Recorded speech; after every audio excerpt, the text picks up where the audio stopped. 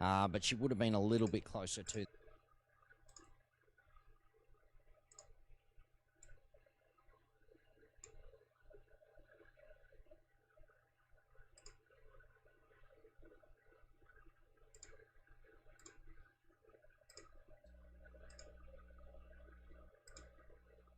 And they're off. From the middle. That's 2 steps faster, showing some speed, but matched on the inside. Bite the bullet. Gets the lead. Ken's Legacy is going to stalk on the rail in third, outside in fourth. I Spy My Little Eye moving up more than stature on the rail. Then it's going to be Candy Con and the trailer. Rockstar Believe It. The opening quarter, 23-2. Bite the Bullet Bro with that lead by a length and a half. 2 steps faster, still in hot pursuit in second. Candy Con is making the move from third, made up a lot of ground. Ken's Legacy on the rail, and more than stature, they hit the head of the lane. A short lead for Bite the Bullet Bro. To the outside, 2 steps faster. The mare goes on by and takes the lead at the Hey Nick, what's up, buddy? We're gonna have some leftovers of whatever was racing earlier. So Northfield, Scioto, and Evangeline, but we're mainly gonna focus on some Australia tonight. Brilliantly in the middle here, and is trying to come across toward the lead, and is going to do so. Tavanui's out wide with Technician, and Conquerors is booting up on the inside to try and hold them all at bay, and Northern Conqueror is just in behind them, Northern Great. They were followed back behind them then by Go Jabber, and Perfectionist is back there with Miss Spicy at the rear. Up past the Easy Tax Online Solution sign, 4:40 to go. Yeah, I'm just streaming before the now. home corner, and it's Conquerors in front of Tavanui. Just in behind the Mission Road, parked nicely. They were followed by Northern Great, getting out into the middle of the track now. Go Jabbers going for the inside, Technician back behind them. Tavanui and Conquerors in a ding-dong duel here. It's Conquerors on the inside fighting back. Tavanui trying hard to pick it up. Conquerors got up about a quarter of a length in front. Now Tavanui knuckling down. Conquerors and Tavanui. Conquerors, I think, just beat Tavanui. Third, Miss Spices came from well back to get third from Mission Road. Then came Northern Great Technician, and back behind them Perfectionist and Go Jabber. Good finish. All right. Hey everybody, how you doing out there? Good evening. We're starting late tonight. Blame the weather. Blame work. Blame sleeping. Patrick, I really thought about it. But I had a really good nap. Nick, we ended up doing pretty well. We were plus 200. Chat accounted for most of that. We caught two big exactas on 2 of our random selection plays. So that ended up doing really well for us. So yeah, yesterday ended up pretty well. Nothing crazy, but we didn't bet a whole lot, and we caught a couple ones to keep us in the mix. So that was enough to do it for us last night. So welcome everybody. So today's menu is leftovers from any remnants of whatever was running earlier tonight, and then we're jumping straight into Australia. That's where we do all our damage anyway, so might as well have just waited and snagged it while the getting's good. So Northfield's sloppy tonight. What I'm going to do is I just want to see the trainers and drivers who won in the races earlier today. See if there's any kind of trainer trends. Let's see here. Rosie Weaver, Brian Brown, Woolham, Bateson, Shalachi. Oh my goodness. How many less than $3 favorites do we have? How many less than even favorites do we have? 1, 2, 3, 4, 5, 6, 7. Just 440 on this one. So basically, we've had no horses that have been longer than this. What, 640? That's what is that, like just above 2-1? So 2-1's been the longest winner at Northfield tonight. I mean, I tell you, good thing we slept past that. It's pretty ridiculous.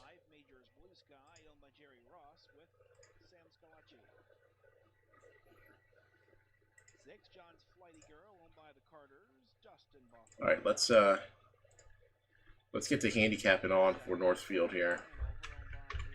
Race 11. They haven't had a single long shot tonight. They haven't had a single, like, non-favorite win. Forget, like, the long shot. They haven't even had, like, a 4-1 win so far tonight. So we'll see. We'll see what they have in store for us. Hey, ECV, how you doing, buddy? Yeah, like I said, we're going straight into the Australia basically tonight.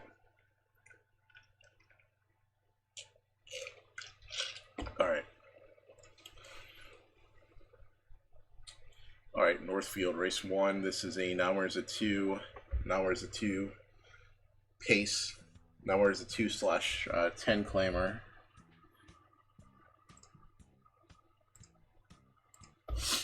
Let's go. Let's see the 1. Toby Troyer coming off first race off the layoff. The qualifier was okay. He wasn't the winning sort before the layoff. Toby Troyer is 0 for on 4 previous layoff attempts. Gets to 1 hole. May be interesting. May have to come back to him. Mark Sundstrom rarely brings anything good to the track. This horse also has a braking problem.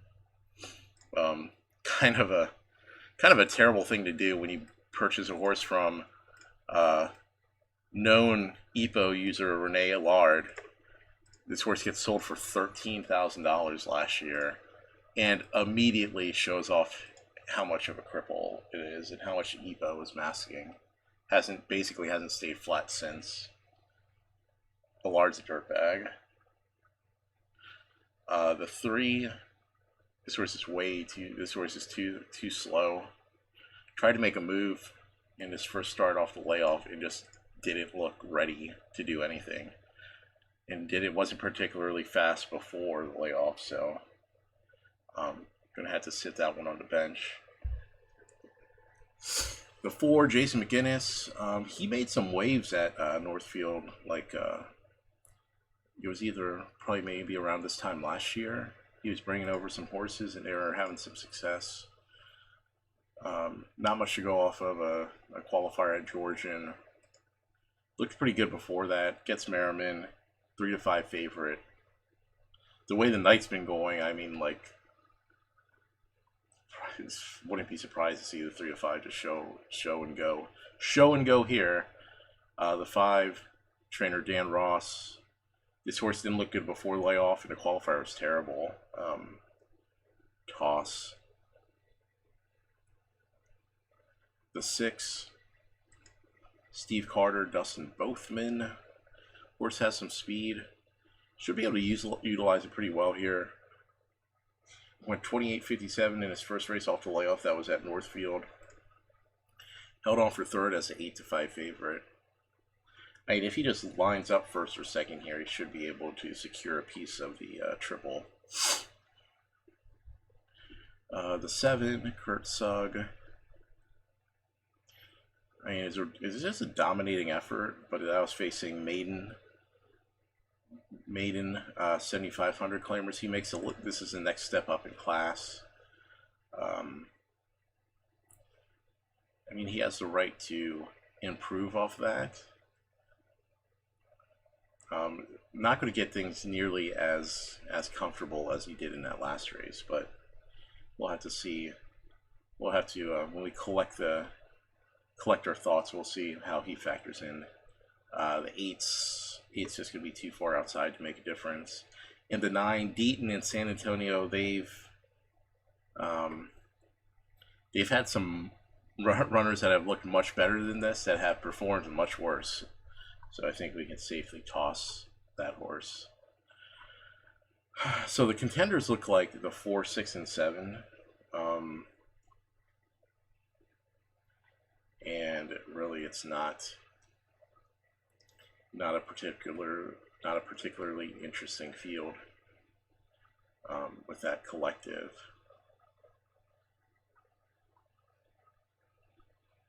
I wouldn't even try to look, honestly, I just wouldn't even try to look for a price here.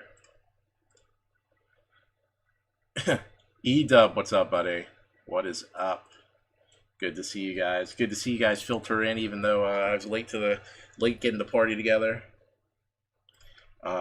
Based on what's happened at Northfield, I really didn't miss anything. It's been chop suey favorites all night. Even this race, I don't particularly like.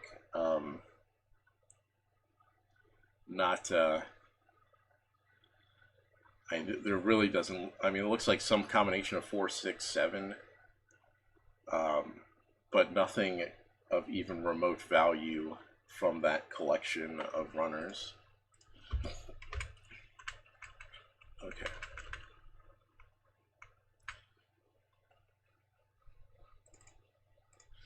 Let's go to Scioto, see what we have here.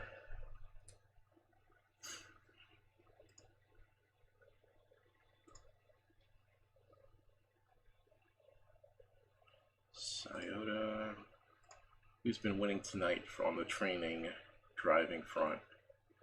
Alright, Melanie Wren, John Ackley, Jim Pollock Jr. with a big 29-1 play.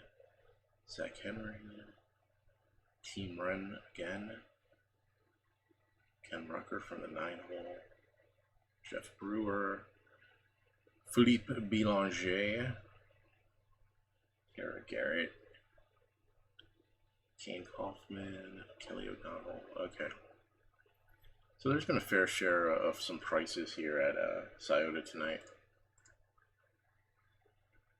Alright, let's handicap this race. Go 12. Now where's a 2?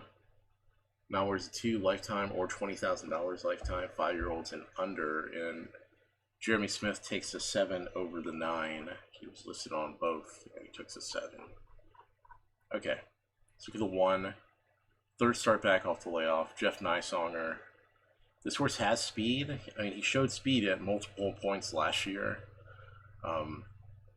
Should be able to leave fairly well from the 1 hole, one would think. Made a big move. Has made moves in his first 2 races back.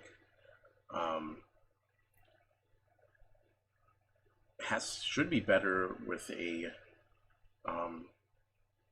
better timed move, but a big concern is, even though the horse looked good last year, had plenty of wins, he still was just 0 for at Scioto. He's never finished in the top 2 here.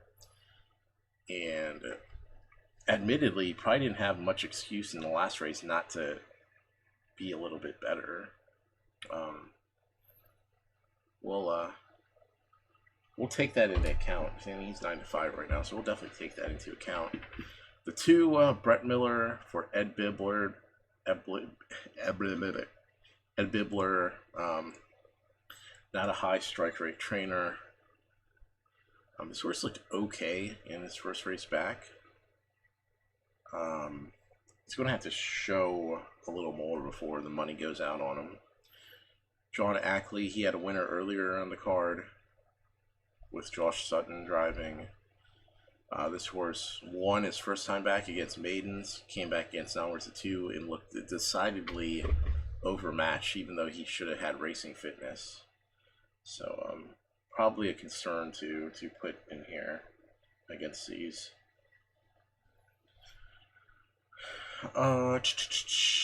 Charles Little, not a very good driver.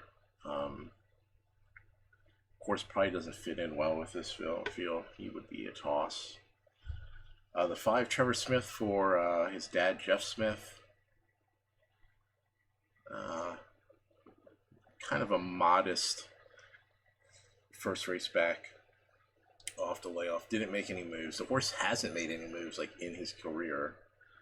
Hard to endorse a horse like this when he's not going to be leading the race, and he's going to have to do something to get to the outside, and he hasn't shown the propensity to do that.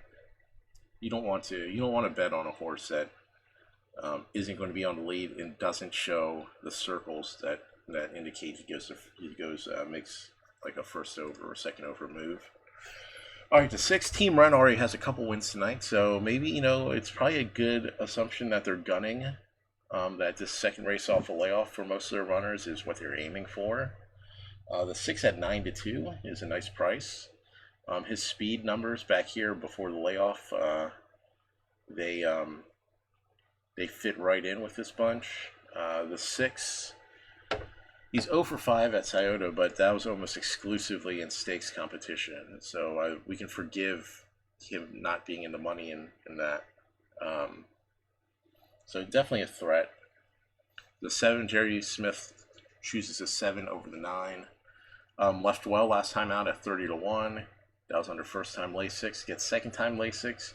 Should be better. And should be good enough to get into the mix early. Excellent nation from start to finish. In for second is John's Flighty Girl, then it was Major's Blue Sky type. Alright, so 6 and 7 look pretty good. Philippe Bilanger won from the 8 hole against Maidens last race at 42-1. Got the nose up. Hard to see things going that much in his favor in this race. Going to have to lay off here on the 8. The 9 broke his maiden last race. Did it impressively in a 154-4. Made a big move against the maiden field. Probably not going to get away with. He's not going to be in a position to make that kind of quick, snappy move. And 3 wide is probably not in this horse's repertoire to do. Plus, Jeremy Smith chooses off. I'd say the 9 would be safe to leave out in here. And the 10, Chris Page for Mike Sweeney, second time Lasix. This horse ran pretty respectably in his first race. Came from the 8 hole against a non-winners a 2 field like this. Tried to make a move. 27 last quarter. Chris Page was driving. Second time Lasix. The money's on him to get a piece. He's 6-1 underlay. I think he can get involved, but I wouldn't bet him up top. So like a 6, 7, 10. Yeah, I mean 6. Just gonna play a feeler exactly here. I'd say a 6 with a 1, 7, 10. Just a little something to dip the toe into the water there. Little something.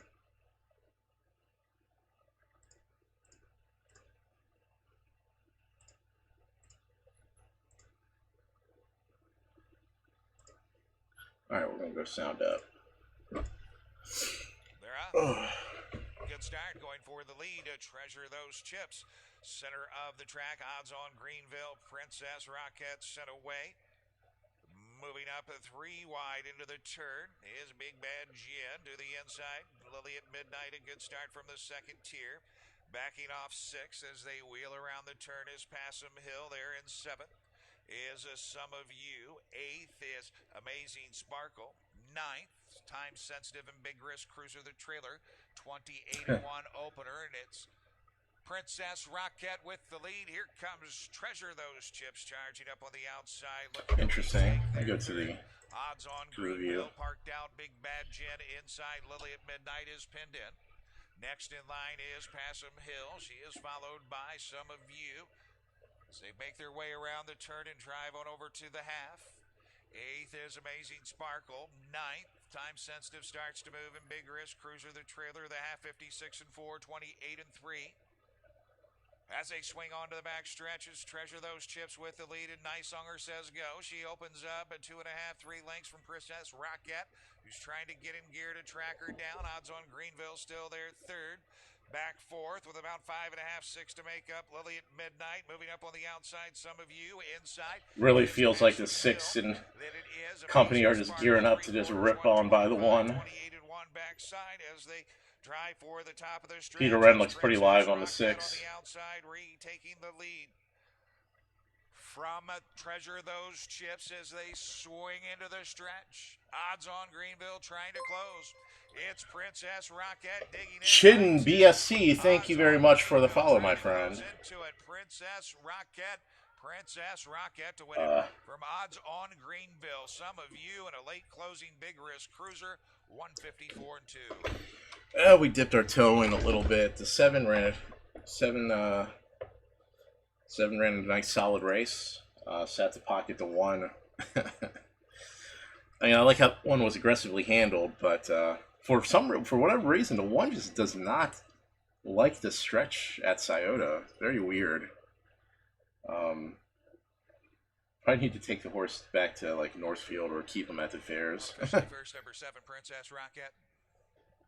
Second to 6, Odds on Greenville. Third to 3, Some of You. Fourth to 9, Big Risk Cruiser. 7, 6, 3, 9, unofficial.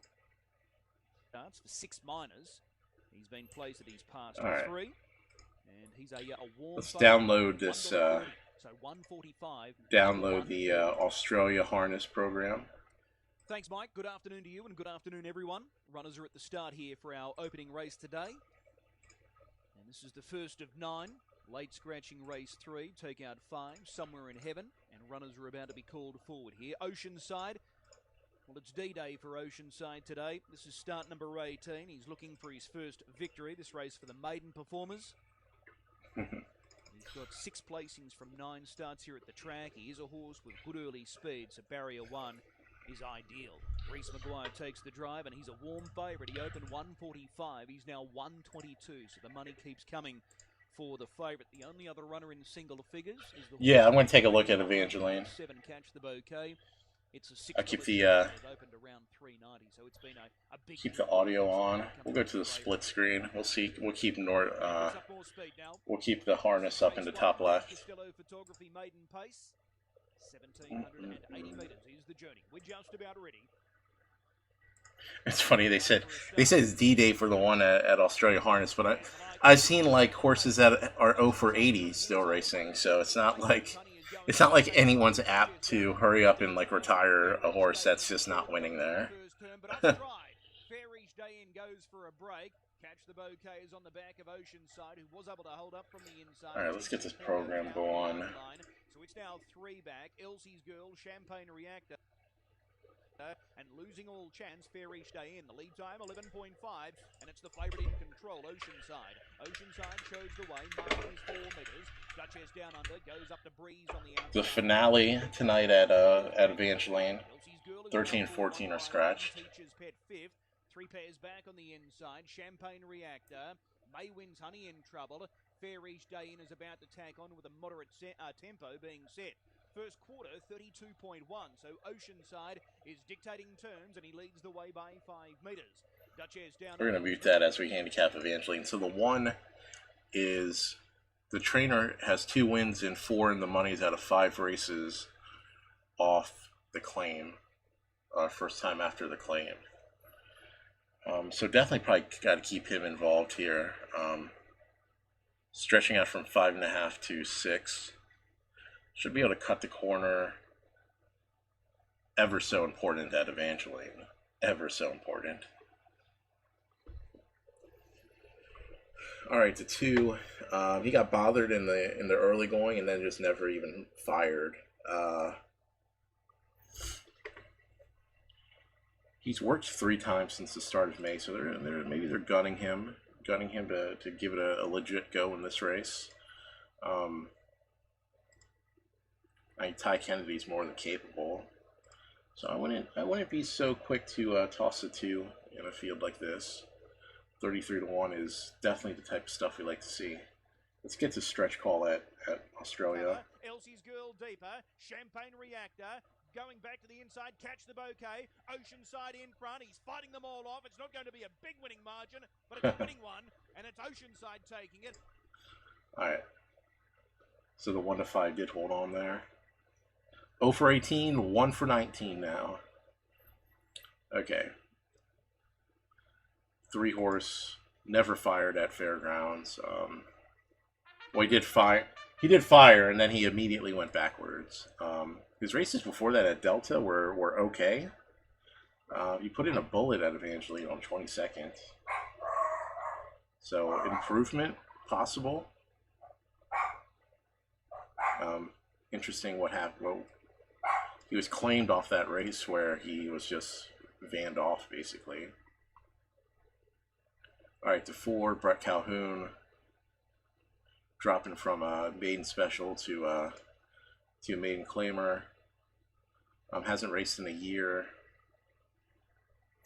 Not of particular concern with the stable, but I don't like to see a single individual work since off this long of a layoff. Probably would put him aside here. So the 5, interesting. This is some interesting breeding here, because the dam has 3 winners and 3 starters, and one of them is a stakes winner. So the horse is bred to compete. Well, a couple things of note though. He's debuting in a maiden claimer. This is just not where this trainer excels at all. And then starting a horse with like successful breeding like that's as a 4-year-old, probably the horse has probably had some sort of issues even getting to this point.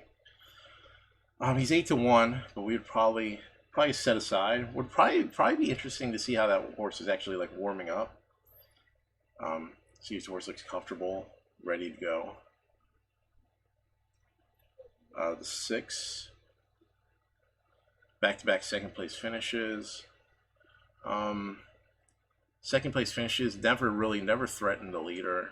Probably not a threat to win. Maybe a horse to hold in second underneath, but there may be others with much better upside here. The 7, going from a mile, turning back to the 6 furlong distance.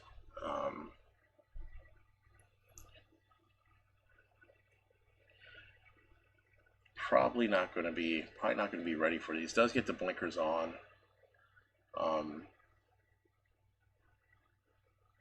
Not sure what to think here. Certainly not like the absolute worst in the field. All those races are at fairgrounds. Horses that ship from fairgrounds to Evangeline usually are okay. And this horse didn't disgrace herself at the fairgrounds during that time. So maybe the blinkers help enough to do something, to get in the money. The 8, Trainers is pretty good with this 40 to 90 day layoff. 2 wins, 3 total in the monies out of 6 starts.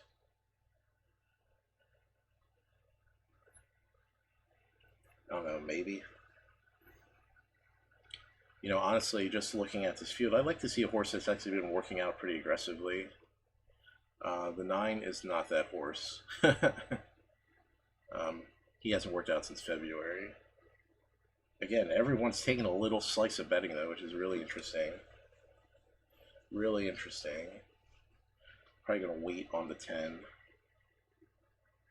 The 11.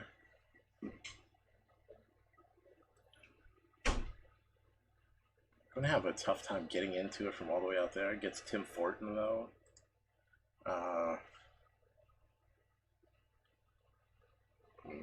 And 5-2. He's got an even chance here. 12's got an even chance.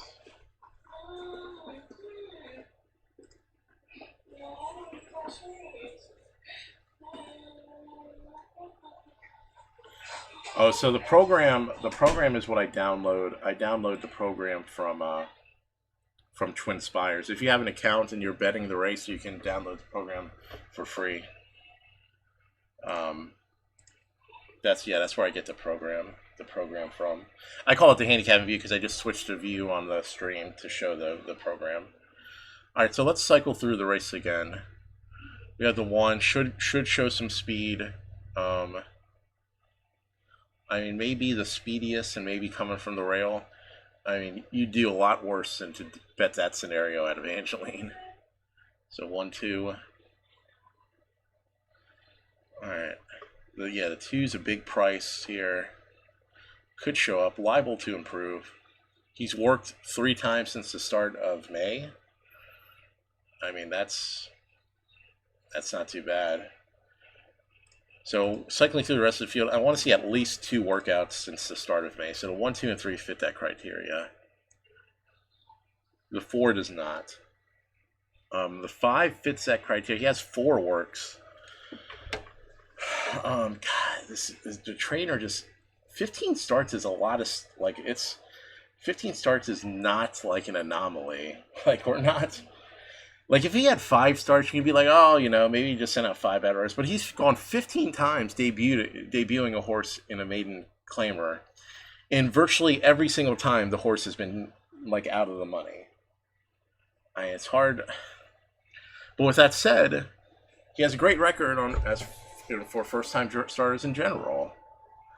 So you kind of pick your poison. We'll see.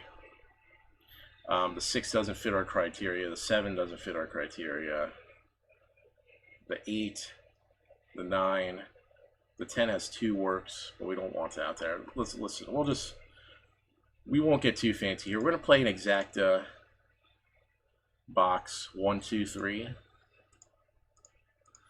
We'll box that exacta, get some bombs in there. And then we're going to play a triple for 50 cents. Key the 5 over the 1, 2, 3. Nothing too crazy.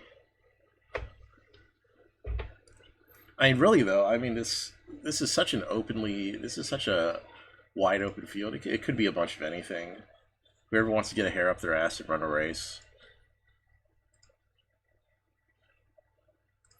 All right, let's get the sound up and let's get something going here.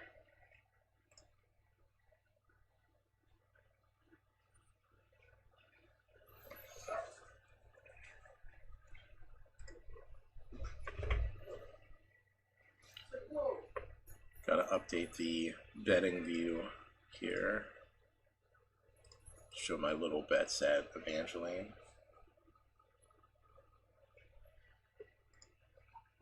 I think Northfield has been literally like the chalkiest of the chalk tonight. Like there hasn't been a price in sight. Like no horses that have been longer than 4-1, so no double-digit winners whatsoever on the win tote. And his chime, the last 2 to load now.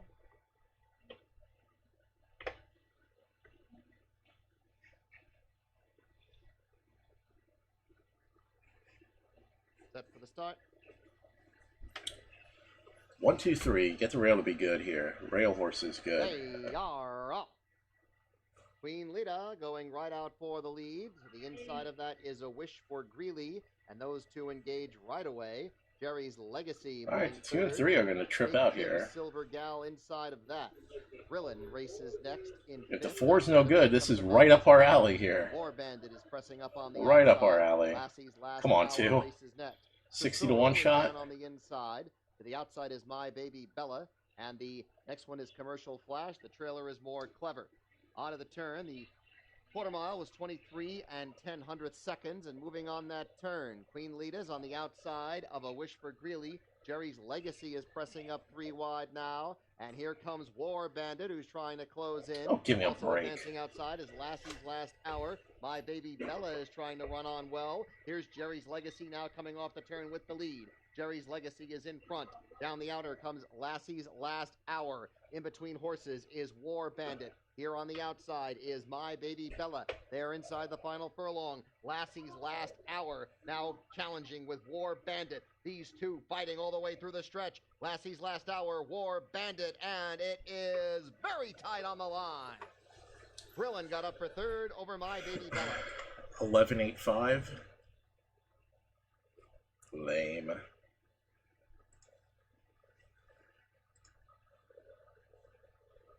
Battle for the lead develops. 6 to the inside is Tarzan Dan. He is followed by American Tiger. Racing in 8th is Pine Master. 9th as they continue to battle for the quarter is UFS feeling a Manny. All right, let's take a look at Northfield here. Call Me Mr. Flash on the outside, a short lead. He'll take over after the battle for the lead. Winnow releases at the 3/8, 2 lengths back third. Bourbon's Best, 3 to Rocket Roman Reigns, followed by Rolling Thunder. Inside next, Tarzan Dan, gapping to the inside, American Tiger, up and adamant on the move is Pine Master for the Rocket Man, followed by UF Fast Feeling and Manny's 2 Special, the half 55 and 1, 28 and 2, second panel, it's Call Me Mr. Flash with the Heat Up, was it you yesterday? I remember someone said they didn't like Roman Reigns, and here's another horse named that has Roman Reigns in his name. Inside Tarzan Dan, 3 wide as they drive for 3/4. On the outside, a big, bold move from Rolling Thunder as he is picking off rivals and going after the leader, Call Me Mr. Flash, who has him by 2. Call Me Mr. Flash, 124 and 2, 29 and 1 backside. Rolling Thunder coming to call on the outside. 3 wide is Pine Master, now 4th. Rocket Roman Reigns retreating is Bourbon's Best. 3 wide, UF Fast Feeling into the stretch. Call Me Mr. Flash. Outside, Rolling Thunder, center of the track. Pine Master comes on. It's Rolling Thunder, Pine Master on the outside. They're going to battle to the wire. Pine Master and Rolling Thunder in a photo. 5-7. 5-7 at Toyota. I have not. Yeah, up about lunch. I'm only jealous because I've got dry biscuit here. That's about the best I could come up with. But Yeah, well, yeah, looking forward to this race. We'll look at the because, Australia B race. We'll skip over that Northfield garbage. See if we can get come up with some Australia goods here. Soft 2B, soft race, soft track, soft 5 to be exact. Going 4 3/4, 2-year-old open race. 2 scratch. Let's see if the one should be okay on the soft going. Broke his maiden last race, going 5. The 2 has really good soft track reading, and it's no surprise that the horse broke its maiden on the soft going at this distance by nearly 4 lengths. Ran second last time out,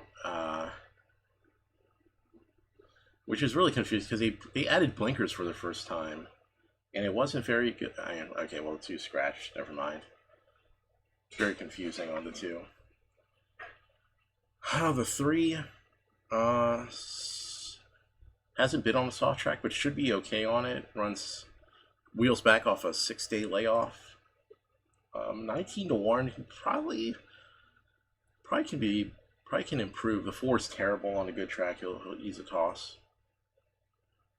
The 5 showed speed. Tried to go 5.5 furlongs last time out, and probably was a touch too long for it, even though he's interfered with at the start. Comes off a 5-month layoff. Local trainer, so it has to be kept in mind. The 6, couple in the money finishes. I mean, was just not too far behind the leader, but he finished 3rd in a field of 5, so you got to wonder about how much he wants to pass horses. The 8. I don't know. And I'd put the 3 in there as some sort of price. Not going to get this in, but you know, maybe some sort of 1-3 or something. Aspen Lad got out nicely. Kayaru Princess is bustled hard to keep in touch with it in the early part of the Hey, Whiteout, what's up, buddy? Kayaru Princess on the inside led Aspen Lad. They got out a couple of better than Silver. Then Goodbye Earl. A length away back, they were followed then by Mystery and Magic, 2.5 back to Midnight Raider, and Refutations a further 2 lengths away last of all. So, Aspen Lad moved up on the outside to Eyeball and head Kayaru Princess as they come to the home corner. And Aspen Lad got about 3/4 of a length in front on the corner from Kayaru Princess. Then came Better Than Silver's trying to hold 3rd spot, followed by Mystery and Magic, and then Goodbye Earl. Aspen Lad, though, in front at the 150 by about a length and a half, starting to lengthen away now. Aspen Lad, the hot favourites home here, Natalie Summers. Kayaru Princess, Better Than Silver's lunging toward for second, got up. I think it might have got second better than Silver from Kairu Princess, then Mystery and Magic, followed by Reputation, Goodbye Earl, and Midnight Raider. But a very easy win to the favourite Aspen Lad in the second on the program here. Punters off to a good start. First two getting home. 1853. Yeah, the one ran him off. Very good, isn't he, Aspen Lad? He gave that handy Kairu Princess a slip at about the 200. Yeah, not bad. I mean, the question with the one was how good can the one be? How good could the one be if he didn't just have the lead the whole way? And he definitely answered that question. He's arguably probably better from off the pace. He let the 5 kind of do its thing and then blew by it like it was a joke. Ready for action? And there's the light up, they're away and racing. Getting out okay from the inside was Outlook, but fast away Call Me Diva. Looking for the top, Emright's trying to go with it. Has driven hard, but with too much speed, Call Me Diva, and is able to get across and find the pegs. Outlook's going to settle on the back of the leader, and moving up on the outside, Emright's to make the play for the front. It's challenging hard. They've got clear of Macrae Glory, who's moved up into 4th on the outside there. Trouble going for a gallop, the favourite La Belle Jour has jumped off stride. It was 3rd last in the running line and just jumped it off. And it's losing its chance now as they head into the straight. Regal Breeze, the first starter, tracks the marker line underneath the Macrae Glory. A break of 8 metres to Freya, who wasn't involved early. Abby Lincoln's back with it. And La Belle Jour, after jumping off stride on the first turn, has tailed off. 27-6. They went quickly early. And one of the favourites, Emrights, is able to get the lead, but had to work a bit. Call Me Diva takes the cover, moving up first over Macrae Glory, going up into 3rd spot now. So Outlook is in a pocket. It's 3 back along the inside. 4 back to pegs is the Lincoln Royal first starter in Regal Breeze. Around it was Abby Lincoln getting a nice ride forward. It's 1 out, 1 back, and probably 15 off the leader at the halfway. I swear, it seems like it's impossible at Northfield tonight for anything at a price to come in there. So happy I wasn't online earlier to bet that trash can of a favorite fest. I mean, not a single winner over 3-1 all night. In 4th, Awful. Abby Lincoln. On the inside, 13 races they've gone. But just can't get out at the moment. Around its outside was Freya. All right, Ballarat on the all-weather. This ought to be fun here. Around the turn, 300 to go, 30.9 only down the back, and yeah. Oh yeah, I mean it's been all night like that at Northfield. I looked at the results and it's just unbelievable. Not a single winner over 3-1, and most of the times they've been less than even. That's terrible, especially on a sloppy track. You would think they'd sneak in some prices there. All right, let's go to the handicap and view because we're going to go to Ballarat to find the see if we can find a price. In E-Dub, what I'm going to try to do is find the winner so we can wheel that horse in the double. I'm looking to wheel a horse in the double. All right. So the 1 hasn't gone the mile. Well, 1 scratch. Don't have to worry about him. We're going a mile and 5/16. It's going to be a lot of interesting chances here. The 2's 0 for 17. Never finished in the money. He has a breeding to go this far, though. And he has Froggy Newitt, who's like just a miracle worker on the all-weather. But we'll have to go through the rest of the field. I mean, the 2, 17 chances. I mean, holy moly. All right, the 3. Okay, here we go. The 3 should be. I mean, he's gone this distance, and I mean he should be better for it. He's gone. You know, his 2 races since at the start of the prep was 7 1/4, 7.5. Now they up and spring him to the mile and 5/16.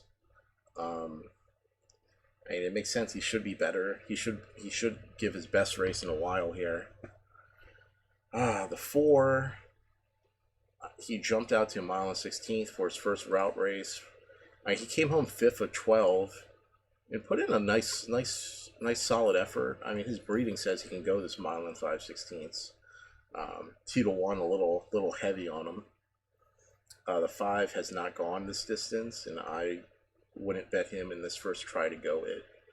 The 6 hasn't shown us anything that would indicate he's ready. The 7, too slow. 6-year-old with 4 races and too slow. The 8, Jordan Childs. Yeah, God, we're going to get shut out here. Yeah. They literally went from like 3 minutes to post in like a minute and a half. They lied. They lied to us. Stars a bit wider out and then like a second chance. Irish Pardon slotting in one off the fence there, just on midfield in front of Portberry and Zag, along with Court Painter. And back towards the end of Mystical Melody and Polonaise after that slow start. So they make their way up towards the back, and it's Magna Blaze, the front runner, as they head out by the 1500, out by a length. Green Delight sits in second. Third, Front Page News. 2.5 away. Fourth is Like a Second Chance. And fifth is Think Stars. Then Court Painter with Irish Pardon. A couple away to Portberry, who's alongside of Zag. Mystical Melody second last, and Polonaise is the last one, probably 15 lengths off the lead. 1200 left to go. Going along strongly in the lead is Magna Blaze with those blinkers on first time today. Moved out to be 3 or 4 in front. Green Delight second. Front Page News in third. Fourth is Like a Second Chance, but he's nearly 10 off the leader himself there in that fourth place. Then Think Stars and Court Painter. Irish Pardon was next, followed by Zag and Portberry. And towards the end of Polonaise and Mystical Melody as they head off the back. So has Magna Blaze reserved enough for something at the end of the race? He heads by the 700, leading by about 3. Green Delight second from Front Page News. Couple of them chasing in behind, including Like a Second Chance, Court Painter. Think Stars is struggling to the outside. Irish Pardon, Portberry behind him, and then Mystical Melody, and further back to Polonaise. Magna Blaze is under pressure, turning for home. The lead margin being cut back. It's only a couple from Green Delight. Here come the Swampers. Court Painter is starting to run on from Portberry and Mystical Melody. They claim Magna Blaze at the 200. Where it's Irish Pardon, Court Painter, Portberry and Mystical Melody, the main hopes. Court Painter had a narrow lead from Mystical Melody, then Irish Pardon, who just can't go with them. Mystical Melody out wide, goes up to Court Painter. There's not much between the pair. Oh, hard to pick on the line. Court Painter or Mystical Melody have hit it locked together. Third, I'm not sure about that either. It's Polonaise and Irish Pardon, the two there. And then Zag, I'll tell you, what did I tell you about Craig Newton on the 2, man? The dude's a miracle worker on the all-weather track. Oh, may have snuck out the win. And he gets nosed out of the win. Jesus. So 10 will win it. Mystical Melody, Damien Thornton and Mick Hoogland. Court Painter, bit stiff there. Oh, man. Almost snuck it out. Almost. Alright. Let's go back to the handicapping view. Alright, the 1, Scioto. Again, first race off the layoff. Roy Murphy. Would be very surprised to see him be ready off first back, even with Brett Miller driving. The 2, no reason at all to believe he would be ready. The 3, I mean, Stable does well with first timers. I mean, Brian Brown, you could, I mean, there's no problem at all just betting this 3-horse based on the trainer. And I mean, breeding's okay. 4 needs to show a move before he can get any of the money. The 5 broke last time out. He showed speed in the race before. He's burned money in his last 2. Was he going to burn money here? 4 to 5. I mean, he had a break. Race before that, he basically got stuffed up into the pocket. Yeah, I mean, back-to-back money burns, and then you come back with a 4 to 5. Actually, 3 money burns in a row, because before the layoff, he went off 1 to 5 and lost. Wasn't even in the money. So, all right. 6, trainer change. Probably a wait and see there. The 7, it's a fast little qualifier there. I mean, if he's ready, he can be involved. The 8, JD Finn. Probably gonna have to wait a race here. The 9, he's just not going to be able to get in a good spot out the gate. And the 10 is a big price. He should be from the second tier. Should be able to secure a decent spot. against a really iffy field. Yeah, I mean, this isn't a particularly great group here.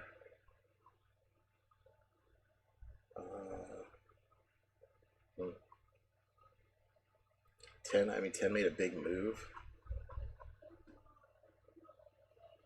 I mean, Brett Miller goes with the 1 instead of the 10, but I mean, the 10 certainly can compete here.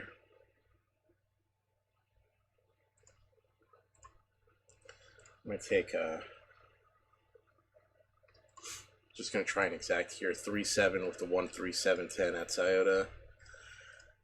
Throwing out the 5, he's burned enough money 3 starts in a row. He's not going to get any of our money this race. Let's put the sound up for Australia C. On the outside, ready to party, the short price select. Then behind them there is Gitchigumi, the outside. Tiebreaker being urged along, and Spin and Wins last of all into the home straight. And a bit of a bumping duel between these two. What's One More just drifted out and collected Ready to Party. Ready to Party now with plenty of galloping room. Went to the lead by a half length. Back on the inside, Tiebreaker running on Gitchigumi, but Ready to Party in front. It's going to break through, and Ready to Party racing away from What's One More. Gitchigumi late on the scene. Ready to Party. The first two here to Dunn and McGurran. Wins by 5.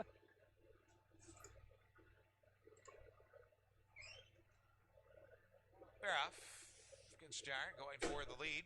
She's rocking Wichita to her outside. Shameless Hanover is sent out for the lead. The inside, Maybe Magic is there third as they make. Hey Oki, it's going well. I mean, we've put in very few bets so far, but that's good because, like I said, we don't get down to business until after like 11 o'clock anyway, and now it's after 11, so it's business time. The quarter 28-2, and right to the top. Shameless Hanover has got the lead, has it by 2.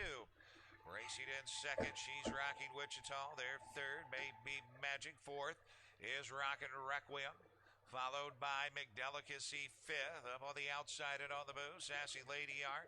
Sitting in, Emma Claire out picking up cover. Mel will see.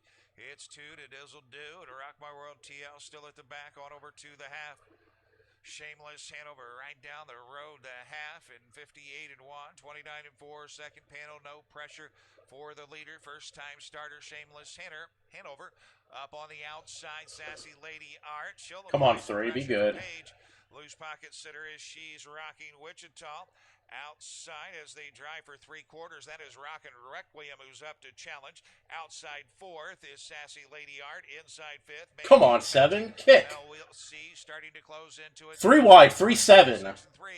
28-2 backside. Rockin' Requiem with a short. Get the 7 going. Come on, man. Shameless Hanover outside. Sassy Put the stick down. From far back, Mel will see.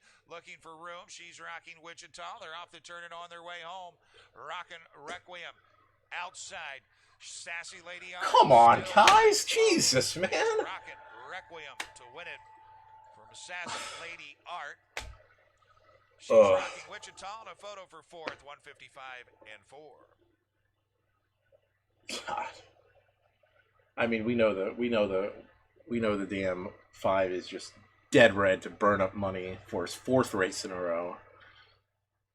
No 4s for us.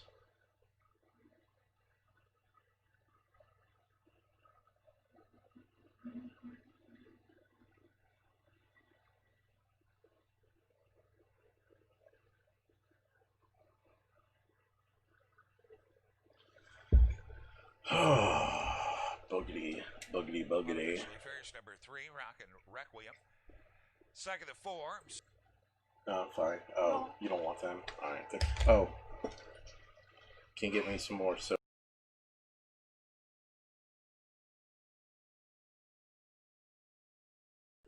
Oh man, the 3 looked like a good thing. 17-1. What's this exacta paying so we can just puke all over the keyboard?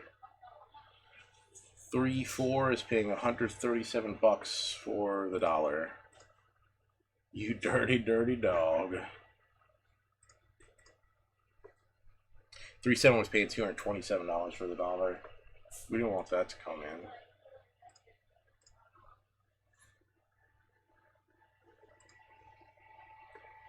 Let's go. Let's go Northfield sloppy. It's been nothing. It's been nothing but chalks tonight at Northfield. What better spot to put in some like crazy bombs in the super high 5 race, right? You know that? Yeah, we're on the view. Thank you. All right.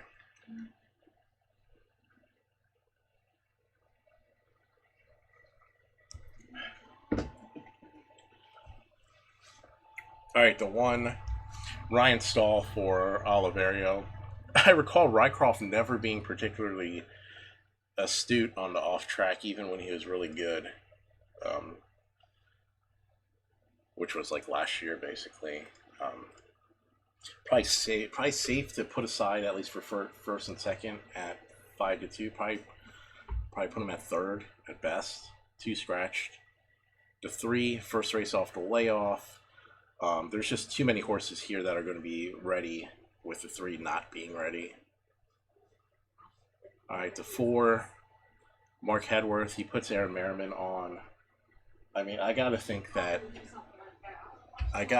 Merriman will be gunning to the lead on this 4 horse.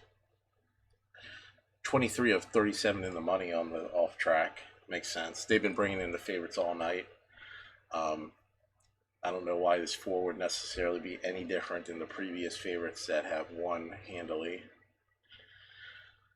The 5, no speed here, just void of speed. Not a particularly great off-track record. I'm gonna have to see kind of the how the field's gonna go before I may do anything with the 5. All right, the 6 horse, he ran on the good going last race at Northfield. Should be good. I mean, his sloppy races are fast enough to compete with this bunch. He has a good off-track record in general. Looked good in his qualifier, looked good in his first race off the layoff. I mean, 31's really kind of ridiculous, to be perfectly honest. So, I mean, he should definitely be involved. The 7... probably safe toss right now. He's 0 for 0 for 0 for on off track. That's pretty safe to throw away. The 8, respectable off track record. He hasn't been the same horse as he was at one point, maybe a few years ago. 8 hole is going to be really tough, and Wyatt Irvine's not very good. I mean, there's a possibility he just accidentally gets in the 3rd.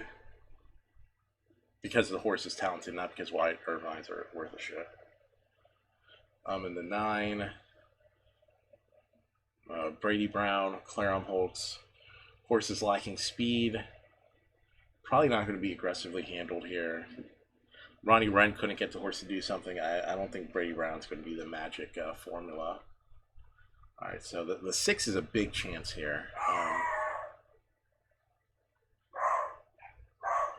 I think it's safe to go. I think this 1... I think even if the 1 lines up second, that the 6 can snag him. I'm going to play 4 with a 6, with the 1, 5, 8 in the triple. I'm going to play a little $1 exact, just in case the 6 is really good today. $1 exact to box 4, 6. Going to play a $3 straight triple. Mark this down, ECV. $3 straight triple, 4, 6, 1. Put that in there. Going to put $3 to place on the 6. And we're going to bet some just chicanery in the super high 5 here. 4 with the 6, with the 1, 5, 8, with the 1, 5, 8, with the 1, 3, 5, 8, 9. Okay. Oh, dude. Got shut out of the high five bet. That's fine. We got a lot. We got a lot in here anyway.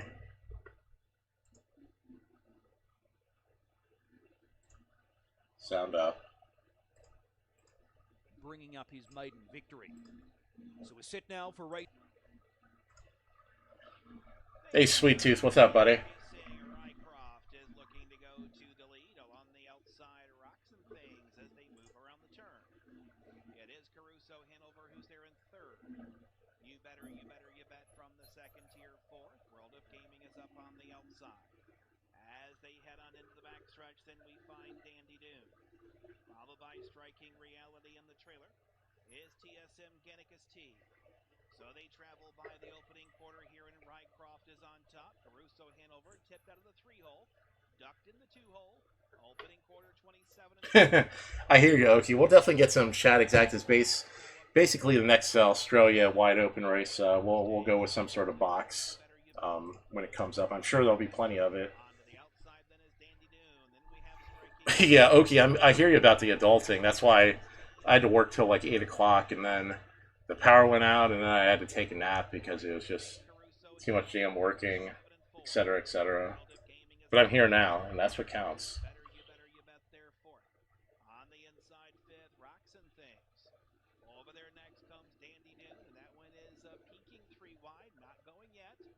Not a big fan of this 6 bullshitting all the way in last in this field. What a dick.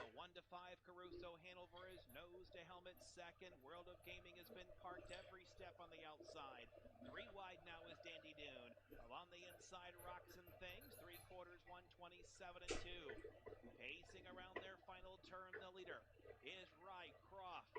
Right there on the outside. Come on, Grismore. Jesus Christ, what an asshole you are. Fucking... What a dummy. What a fucking idiot. They turn for home to the inside. Caruso Hanover up the passing lane goes to the lead. Caruso Hanover to win. Rycroft in for second, tight for third. Wow. 4168. Ugh.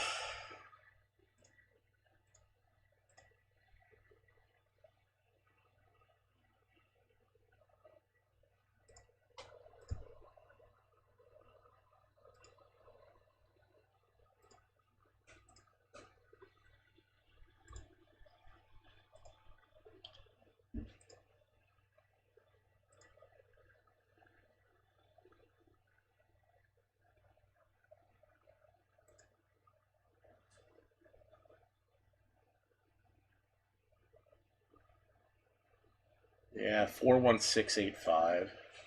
Ugh. No, the 6 is up for third. Oh, the 6 is definitely up for third. Lesson to be learned at Northfield. The outside on the wire is favored by half a head, and the further out it is, the more it's favored. So, it's definitely the 6 is up for third.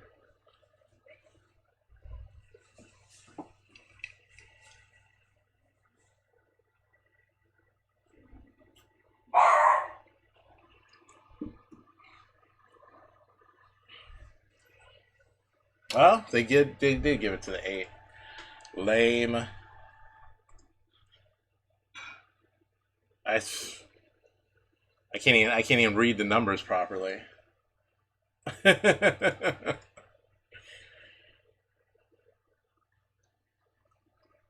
Where's Pete so we can get on the so we can yell at how Grismore is trying to come from last with tons of horse in the race. Like, what are we doing? By the way, that's like the 19th favorite to win tonight at Northfield. Hey Tyler, how's it going, buddy? All right, let's put a Cinnaboya up on this left side here. Australia A. On the rail, American Kembla to the outside would be a better track for him than here. However, he seems a tractable horse from what I've seen his 3 runs in Australia. And if he gets around... Strider's Ring now takes over as a leader by half a length. Not giving up on the inside is Del Vecchio.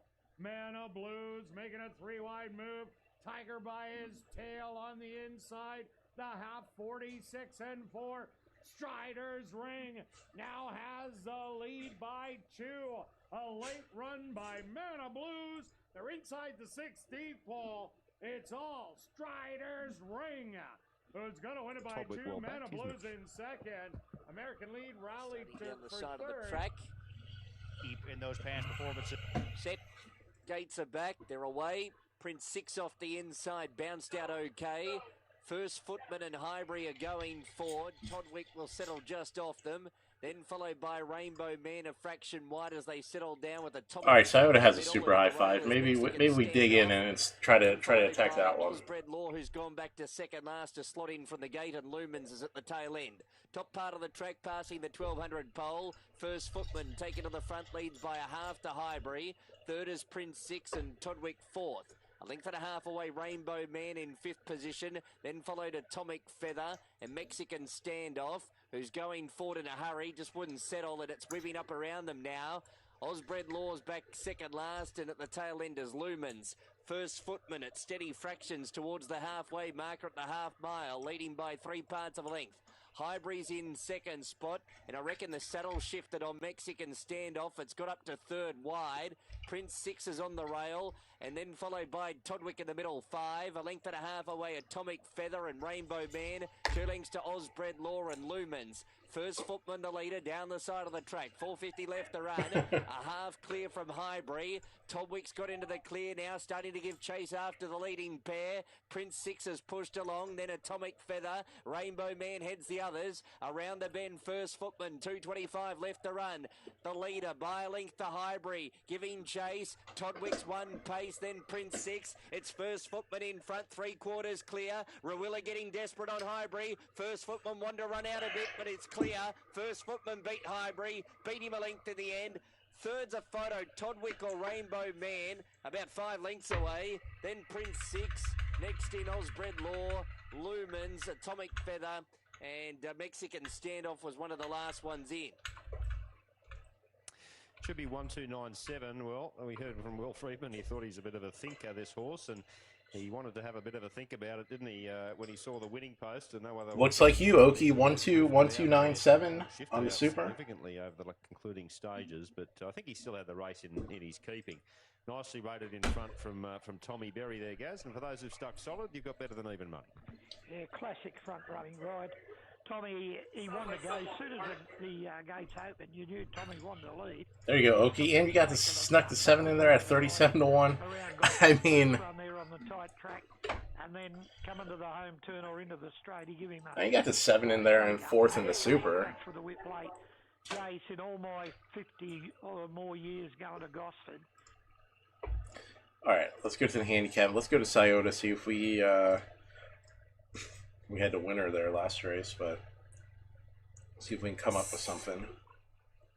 The 1, second race off a layoff. His first race off layoff ran pretty well. Went to the outside. Cameron McCown driving. Should be closer up this time. And if he's closer up, he'll be able to put in an attacking move from a better position. 260 to 1, and he deserves those odds. He went. He didn't show much before the layoff, and he went right to the lead and just quit really badly last time out.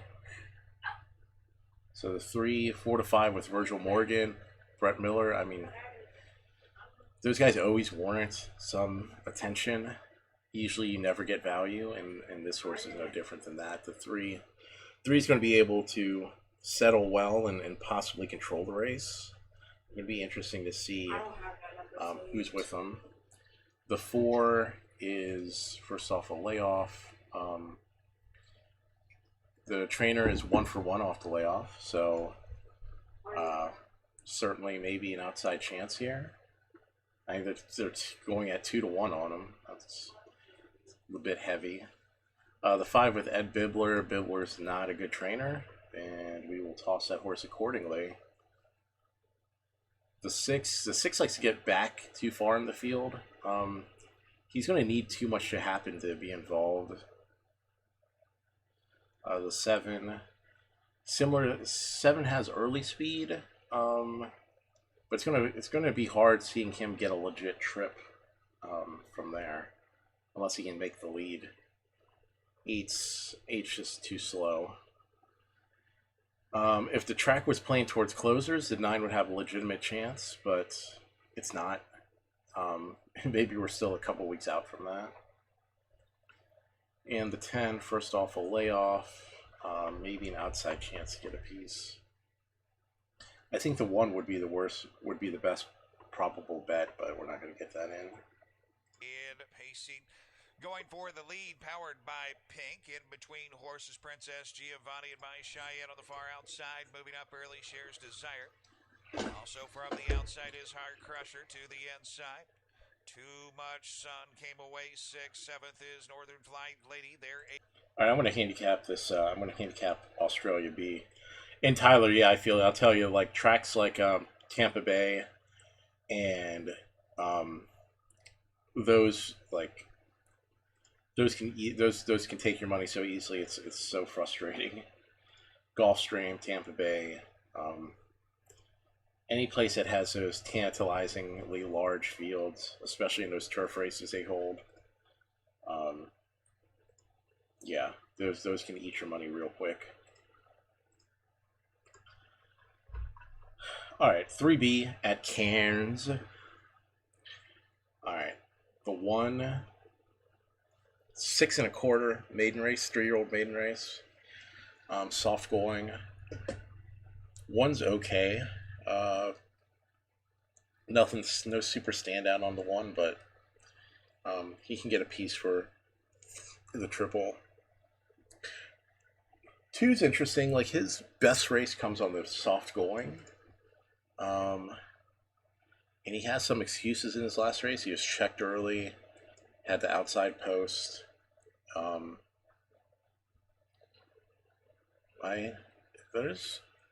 There's reason to go with the 2. I mean, you can make a legitimate argument the 2 is better than the 1 here.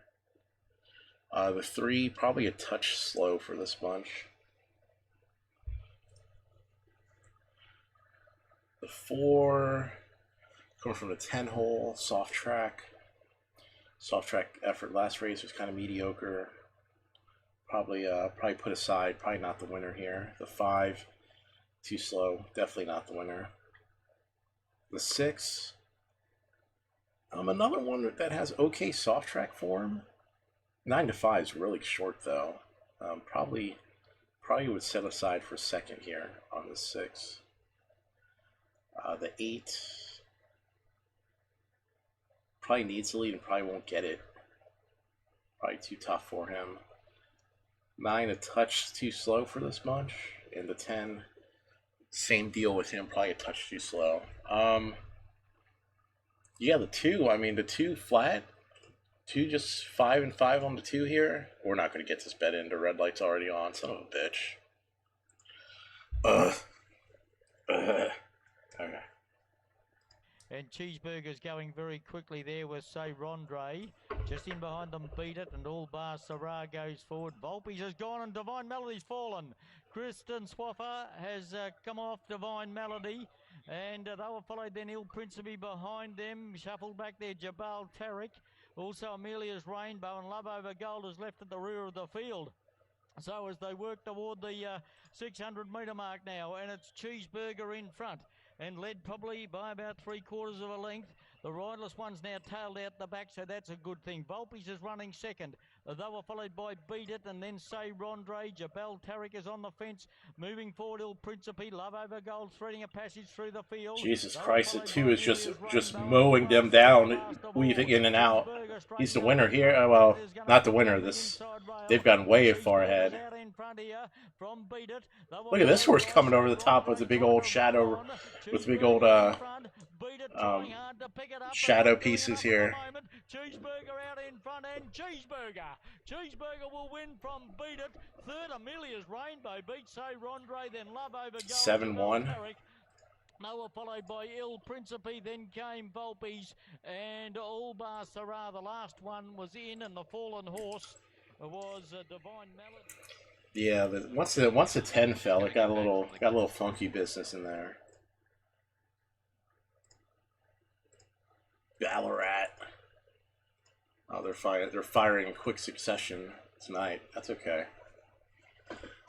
That's okay, because when we get time to cap it, we'll smash one of these damn things. We'll look who's been on the all weather. The 3 has. They're betting them.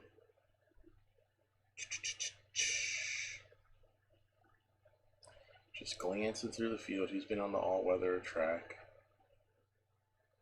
or local trainer.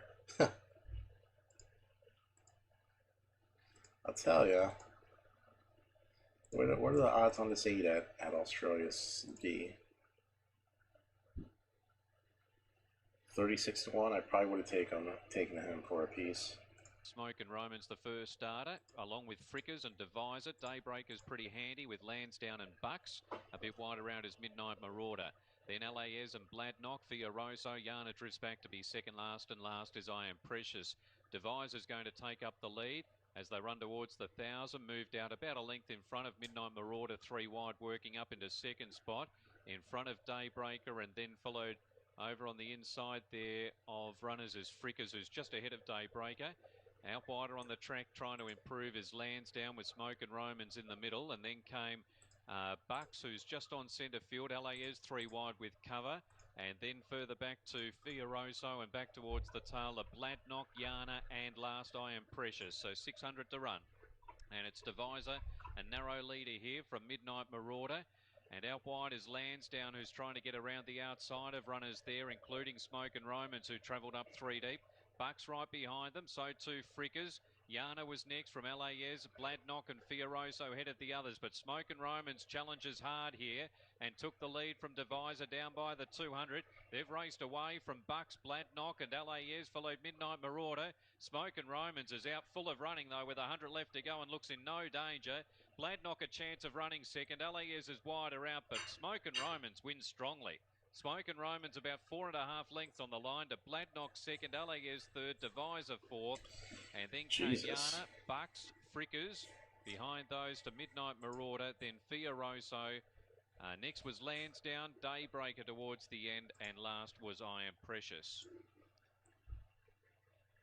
Top of the stretch for the 14th race.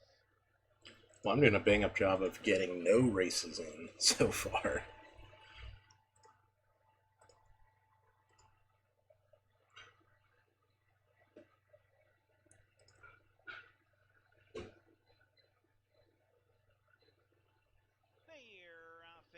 Trotting OU Firefly, quickest off the gate. All on the inside is Riding on a Rainbow as they move around the turn. Loading up then is Fatima's Secret. Also coming on is Lightning Bell. Moving on into the backstretch.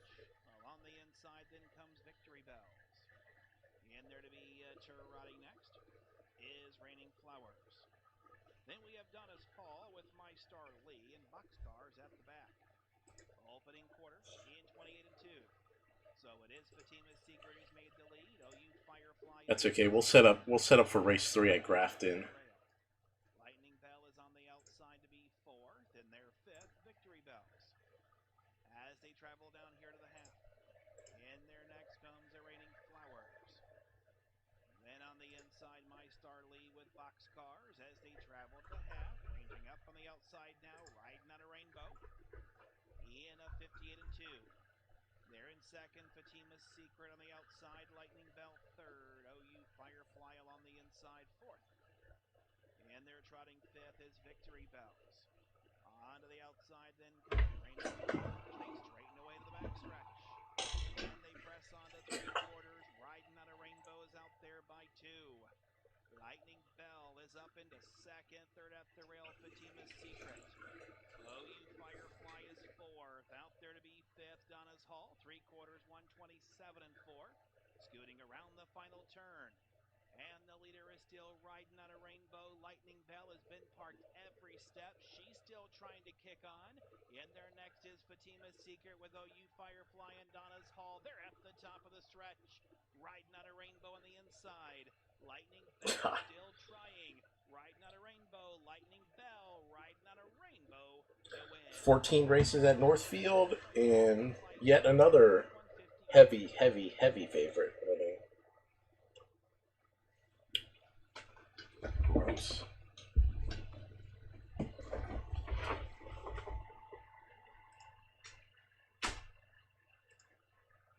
From the start, 29.7 Let's look at the them in the second yard quarter. class. So a solid first half, 59.8. Bellissima led only by a head. Just wanting to lug out a little bit. It's being urged along. Looks to be struggling here, Bellissima. And here's Ponder on the outside, put its nose in front. It's wanting to bore up the track badly, Bellissima. And Screamer is screaming around the outside and is about to whip on by them and take up the running. She's always dreaming. Got out 3 deep to follow it. 4 deep on a limb. Diesel Don. Hey, Sweet Tooth, it really depends. In thoroughbreds in Australia, like every race is handicapped basically to a certain extent, unless it's something that has like a specifically set weight. Like maidens usually have a set weight, or they have something called weight for age, where older horses get higher weights than the younger horses. Even in the US, every race is basically handicapped a little bit because usually they'll give a couple extra pounds for horses that haven't won in like 3 months or something. For that class, the mile rating was 158.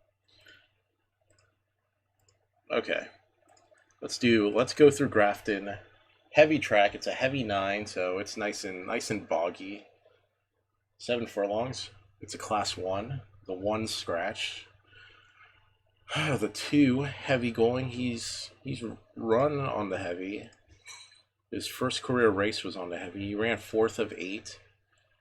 It was a pretty fast race for heavy going.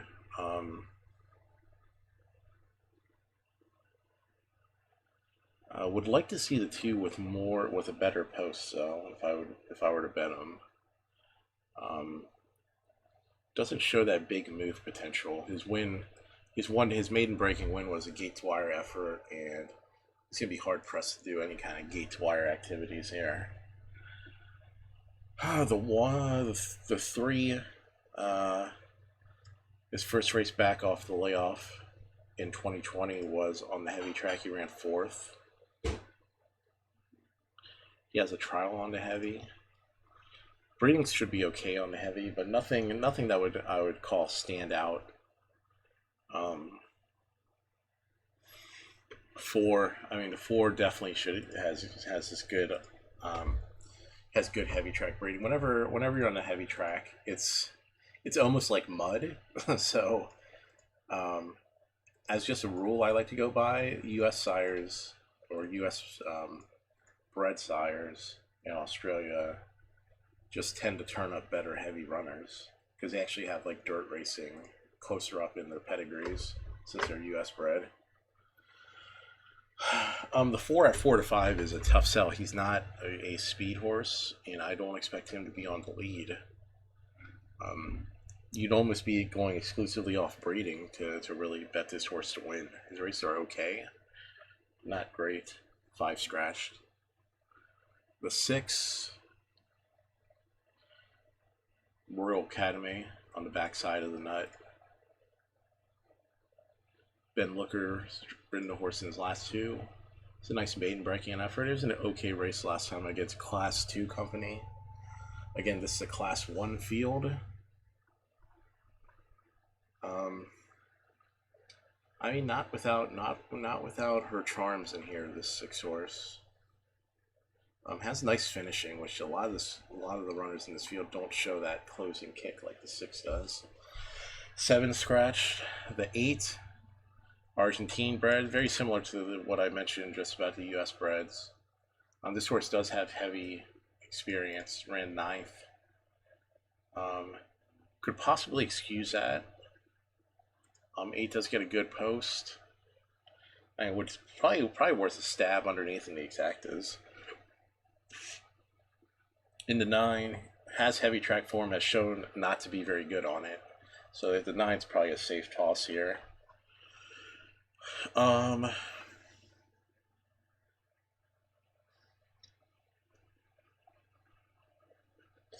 Just gonna key a 666 with a 248 here.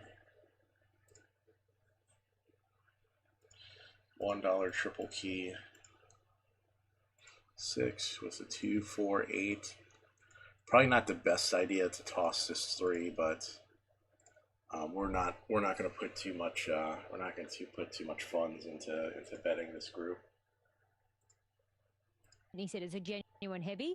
They're really doing it tough out there, so she really needs to save her energy. Right out there lining up, 8, 4, 3 and 6 for me. 4, 2, 3 and 6. No, good luck, punters. Let's go to Greg Cachel. It is our caller, race 3. Sorry, Greg.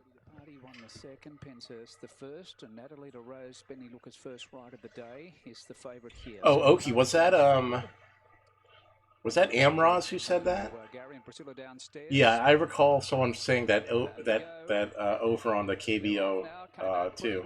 Gem of the Locks just a little bit slow at Barry Rice. Yeah, it was definitely in the chat last night. Maybe it's, I thought it was Amroz, but someone had mentioned it. In fact, he'll go straight past Hyperion Star. Come Alive got away well. It's about third. Then Adelaide Rose, the favourite. It's running up there on the inside now of Sinapari and about 5 further away to the grey Gem of the Locks. Malachi takes over. Now given a breather after the first 250. Hyperion Star to second. Sinapari is third. Then followed by Come Alive. Adelaide Rose, which was favourite just prior to the jump, is about 5.5 lengths off the leader back second last and 2 further away, making up a little bit of ground. Gem of the Locks and Malachi going quickly down the back, leads by 2 on Hyperion Star. Sinapari third. Come Alive back on the inside, then followed by Adelaide Rose. They start to compress this field past. This heat's looking really legit on the rail. Malachi given a breather by Stephen. Although the 6 is moving up nicely, and he hasn't asked him for a cent yet. Around the outside, Come Alive waiting for the cutaway rail on the inside. Just behind them, stalking them is Adelaide Rose and Gem of the Locks. Last of all into the straight. Malachi the leader. Hyperion Star popped the question on the outside. Come Alive looks for the split in between those two, and here's down the outside Adelaide Rose. There's the race. Hyperion Star charges to the lead at the 150. Adelaide Rose the outside. Come Alive can't lift. Hyperion Star's all over. Hyperion Star races away for a commanding win in the third, one by 3 from Adelaide Rose. Couldn't raise an effort in the straight. Third home, Come Alive. Fourth is Gem of the Locks. Then followed by Sinapari. The early leader, Malachi. 3, 6, 8. Up last of all. 3, 6, 8, 9. So Hyperion Star, the former Victorian, too good. Races away, goes back to back. Good run, Adelaide Rose. That was her first go at the 1,400 metres, and she had a beautiful run in transit. Come Alive, no excuses there. And Gem of the Locks has run a little bit better race than 9. But all right, Northfield. Let's come to Northfield here. Ty Loy is on the 8. That's not a good thing.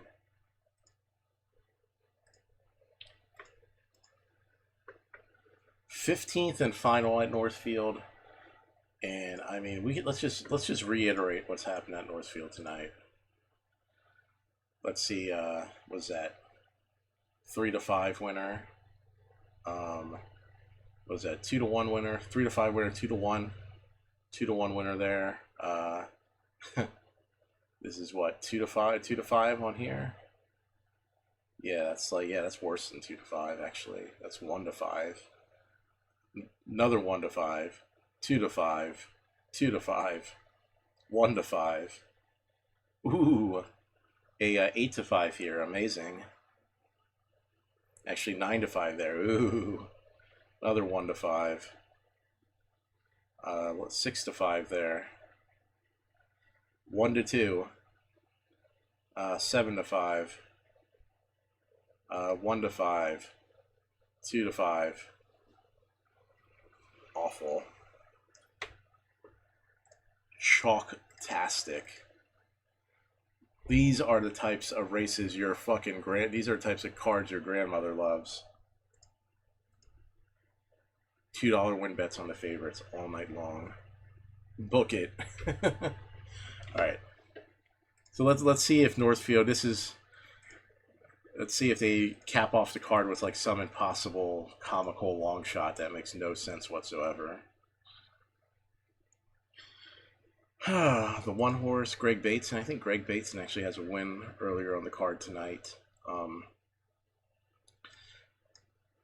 Kind of not terribly good off-track record. But his off-track races that he shows on a program are so-so. The 2, here's our 1 to 5 in this race. I mean, are they just reaching? He's 7 to 5 morning line. I mean, the horse doesn't look 1 to 5 good at all. broke his last time out, so that's a negative. Doesn't show much gate speed either. He probably broke because he was trying to show speed. Not great on the off track. I mean, the qualifiers fast, but this horse seems seriously overbet. The 3 is a really good horse, but Lauren Harmon is terrible even when she drives against amateur drivers. So, if she goes for the lead, which really she should, if she goes for the lead, she may be able to hang on for it for a long time. But, you know, she'll probably end up relenting if she gets challenged for the lead, and that's probably what should not happen, because this is definitely a good enough horse to compete against this group. The 4, completely void of early speed. Good off-track record. Not sure what the 4's plans to get into this race are.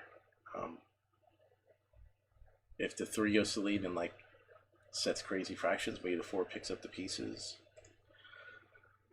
The 5, Herman Hagerman, had been doing doo-doo so far off the layoff, and then finally got a win in the last race of the night, last night. Last time this horse was on the sloppy going, got the win.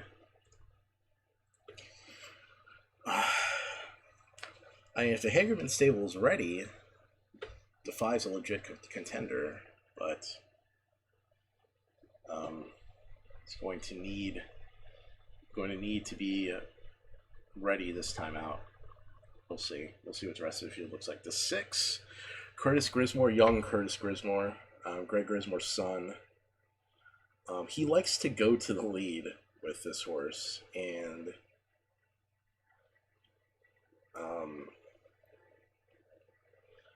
so if the 6, so some weird, it's possible the 3 and 6 just decide they're going to go full tilt at going to the quarter pole, which would be really hilarious and would make for like really crazy possibilities that can happen in the race.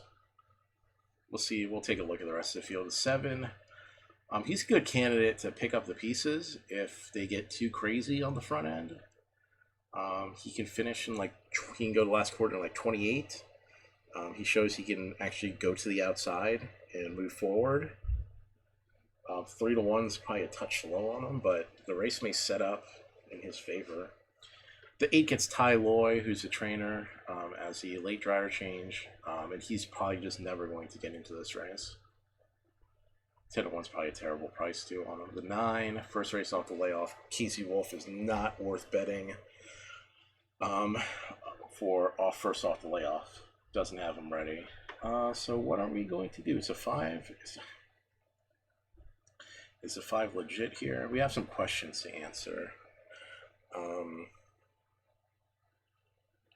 So the question is the 3 and or the 6 going to go to the lead? That's the question.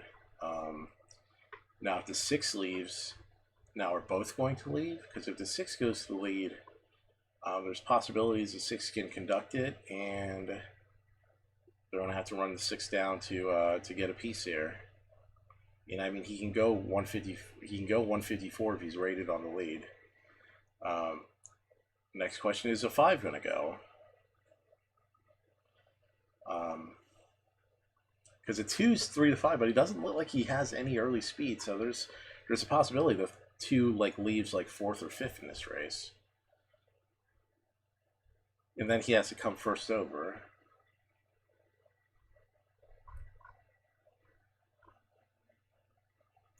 All right, we're gonna make some bets here. We're gonna make some bets. Okay.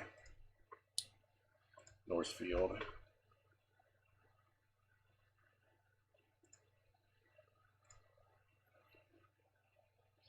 We're gonna play 6 with the 3-5. We're gonna play 5-6 with the 3-5-6.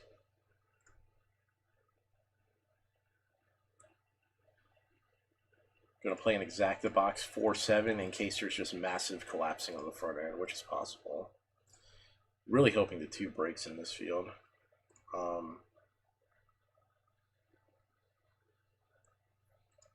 And doesn't just bet. Just going to go 2 to win in place on the 6 here. I mean, the 6 should absolutely be gunning here for the lead. And he should get it. What happens after that, anyone's guess.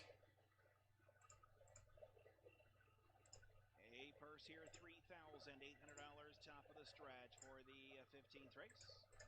It's our getaway pace, and here they come.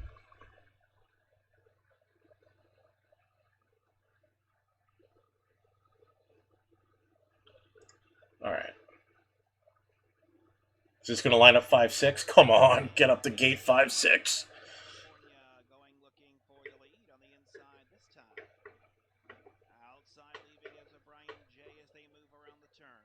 The fucking 1 leaves. Holy fuck it.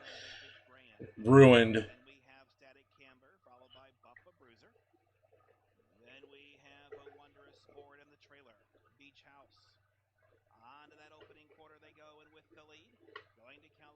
Finally clears in 27-2.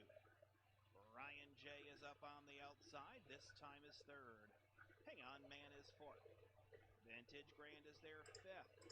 Pacing in 6th is Static Camber to the outside. Bubba Bruiser. Then it's Wondrous Sport and a Beach House. Traveling down here in front of the stands where Going to California is the leader. I think the 6 has no chance from here. Ryan J on the outside. Oh.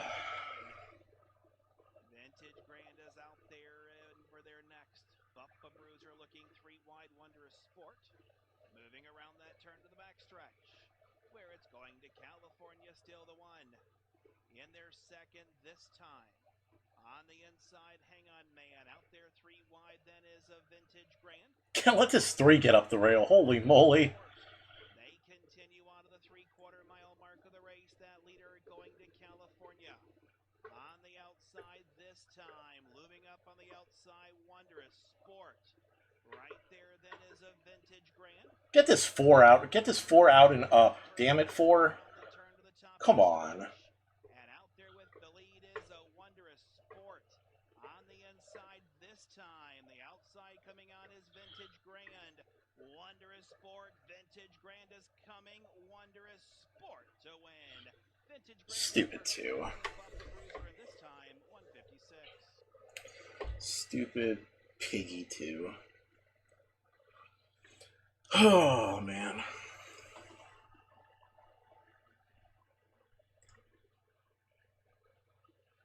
Now, and the Snowdens always have a runner in this race, and they've got an unraced horse in the 2-year-old at must. All right, Gosford, heavy. Going 1 mile and 3/16. Okay, on the heavy. 1. So the 1's done okay on it before. He's going 1 mile and 3/16. He has a win there. He has a win on the heavy, going 1 mile and 1/8. Jeff Penza, he gets a good post. Puts in a nice little barrier trial tightener in also. So he should be nice and up close here. The 2 with this lack of heavy form is a question. The 3, he also lacks heavy form. The 4 scratched. The 5, again, not sure what these horses are going to do on heavy. 6 is okay on heavy. He stretches out to a distance that he should be more comfortable with. 13 to 1's a nice price. Gets the apprentice riding with the good apprentice with the nice little apprentice claim. Yeah, I think the 6 is. There's no reason the 6 should be this price here. 6 is 11 to 1. We're gonna go 5 and 5. 5 to win in place on the 6.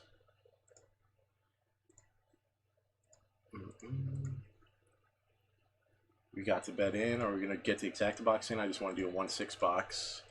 1-6. we did not get that bet in. We got to flat bet in on the 6 though. Out. Tolomac, the first one to show out. From Tim Prado, aggressively ridden to go forward today. Mr. Costigan Control the Witness settling just off them. Then followed by Straight Home. Alarm Monar is caught wide of the first corner. Commander Bell's gone 6 back goes from 11 to 1 to 5 to 2. By about a half a length. Tim Thanks. Prado. Control the Witness third. Mr. Costigan fourth over racing. And the rider's going to elect to slide forward off modest fractions early. Alarm Monar's been deep from the outside and is tracking forward on the back of Mr. Costigan. Then followed Straight Home and Commander Bell. Top part of the track, 12.50 left to run. Tolomac clear by a length now, Tim Prado. Third, the insiders Control the Witness. Now, Mr. Costigan did think about a 3-wide move, but a bit more speed went into the race, so he settled better and stays in fourth position. A length and a half away, Straight Home, and then followed by Commander Bell. And Alarm Monar has gone back to the tail to slot him one off the fence. Tolomac is the leader at towards the 900 metres mark, leading by half a length. Tim Prado very well tried to win the race second. Third is Control the Witness. Mr. Costigan racing fourth. A length back to Straight Home. Then followed Commander Bell, and Alarm Monar's about to be flushed out 3 wide again and try and sool forward. 600 metres left to run. Tolomac in front, a length clear. Tim Prado off the bridle now second as the leader starts to roll. Third, Control the Witness. Mr. Costigan one paced at the moment. Then Commander Bell, Alarm Monar, and last is Straight Home. Tolomac before the corner at the 300 leading and got away. Leads by a length and a half. Control the Witness. Tim Prado to the outside. Mr. Costigan, Commander Bell trying to get into the clear. Tolomac in front. 175 left to run. Control the Witness. Commander Bell's going to come late, but it's Tolomac clear, and Pens has just dictated the race in front. Tolomac won it. Seconds close in the end. Control the Witness. Commander Bell had a good dive late. Then followed by Tim Prado, fourth in. Straight Home, Mr. Costigan, Alarm Monar. Tolomac, nice front-running ride there. We saw it in an earlier race there from Tommy Berry, and Tolomac, this son of Camelot out of Zermatt, Jeff Penza, able to find the front early and control the tempo beautifully there. Gets the cash at 340. It was pretty solid in the betting at around that $3 mark. Good trial the other day. Just that one failure at Newcastle, but a couple of... I think the 2 did hold on for second. Oki, just to nose you out of that exacta. That was a 5 that was coming out. The 6. 6 was surprisingly off the bit, turning for home. Probably a lot closer than he's used to, being up on the pace like that. Oh, the 5 put that nose down. No, the 2 got up. All right, Ballarat. We're gonna crunch this all weather track. 7 furlongs.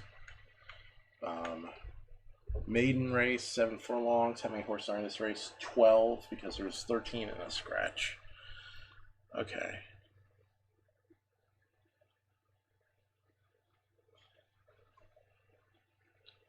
All right, so one thing to watch for, especially in these maiden races, are these local trainers that train at Ballarat, because, I mean, that means that you've probably gone on the all-weather track, and you probably train on it semi-regularly. So, and Matt Cumani is pretty good in general, so definitely worth a watch here.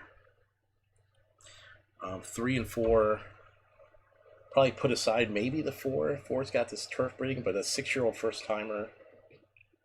I mean, 4's got that, yeah, got that all-weather track breeding, got some dirt breeding in there. I mean, maybe worth a play at 1,000,000,000 to 1 like he is now.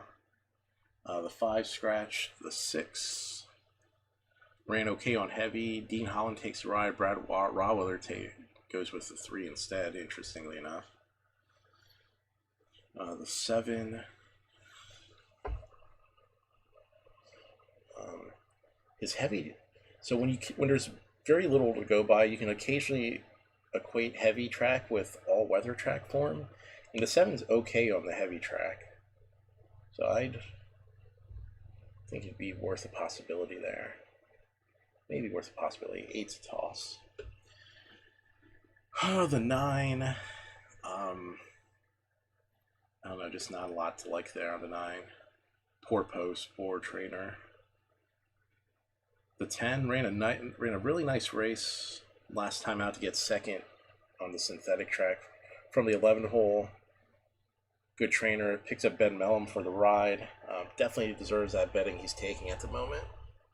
All right, the 11. And you can make so the 11's the favorite, and as he should be.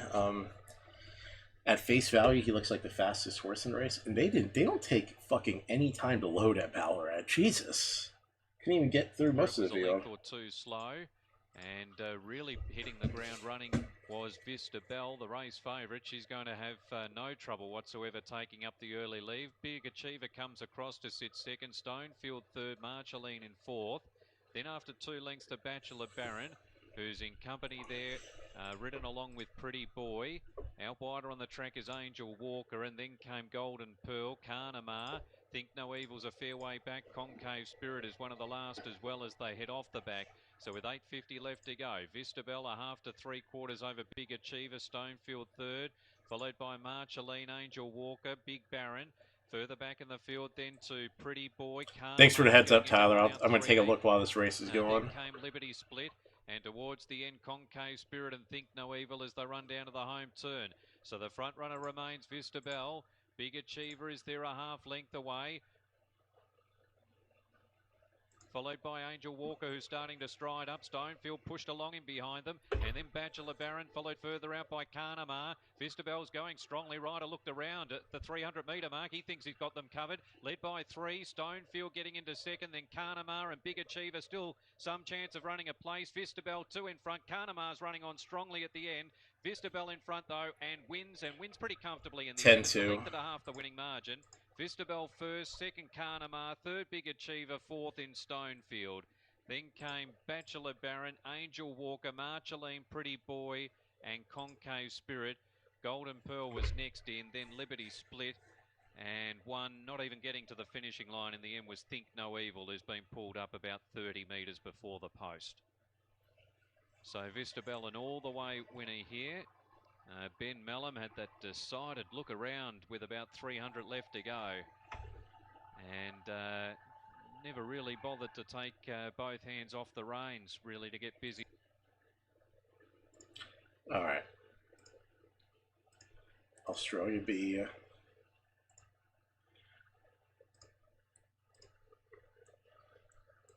Cairns. Post time already.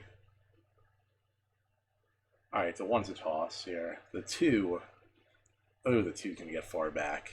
And he's 3 of 6 in the money on the soft going, including one where like the horse threw the rider or something here.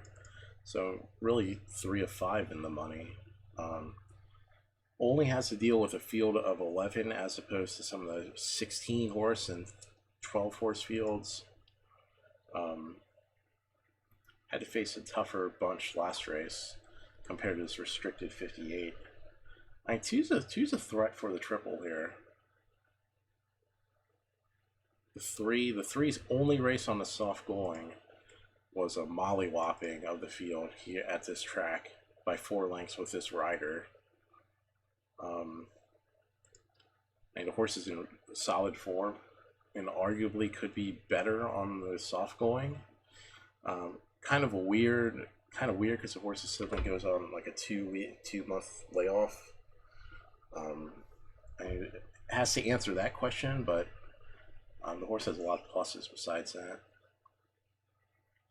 The 4 speed horse going to need the lead, and this is it's going to be a tough field to try and take gate to wire, especially carrying 130. The 5 soft track, not very good soft track form at this race track as well. Probably a pass there. The 6,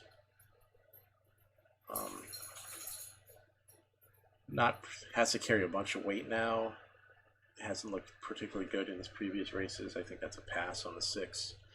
The 7, 2 wins, a second and a third, and 9 starts at the track. Soft form's iffy, and he gets back. His last 2 races were on soft at this track and got too far back to run into it. So, going to be a problem there. The 8, Not good at Cairns. Probably a pretty comfortable toss there. The 9. This is a bit too far for the 9, plus he doesn't have good soft track form. I mean, a bit too short, I should say. Plus no soft track form. The 10's just not any good. And the 11, again, another horse that's going to get back. And the 11's also 0 for 18 lifetime. Alright, so... I mean, the 2's 26 to 1, and... Did I not look at the 11? I don't think... I guess I didn't look at the 11. Oh yeah, the 11's 0 for 18. Come on. Yeah, the 11's not going to end up even odds.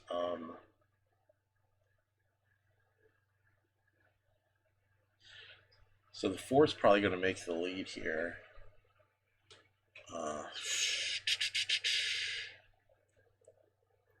Like I said, there's a lot of runners that get back in this field.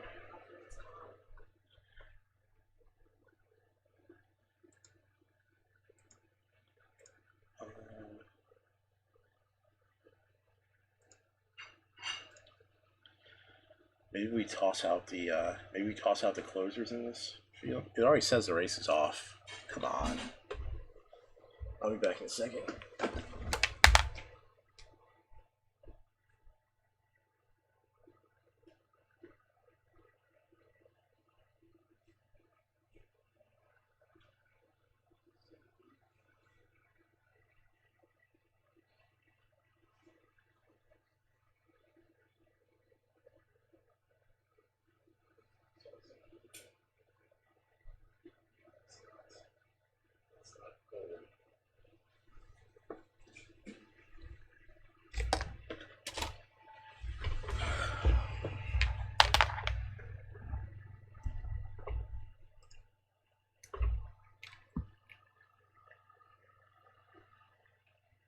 Yeah, Tyler, I'm also on TWINSPIRES, and yeah, they cut me off way too early on that 1B.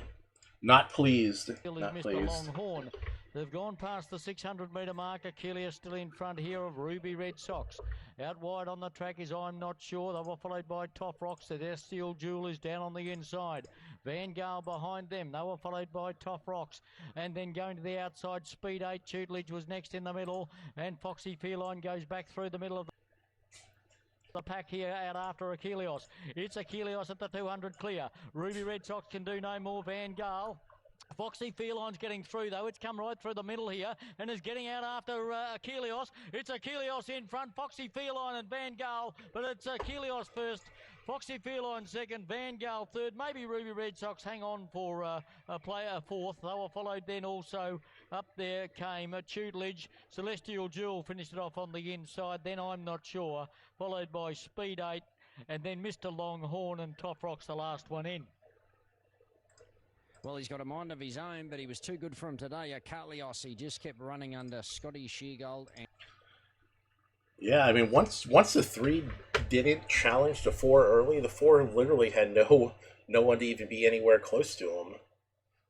He was a clear speed, and yeah, I was surprised. All right, Kilmore, let's go some Aussie harness here.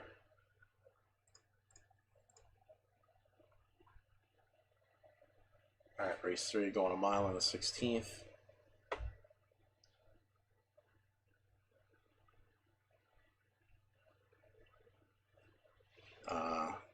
Little ugly field.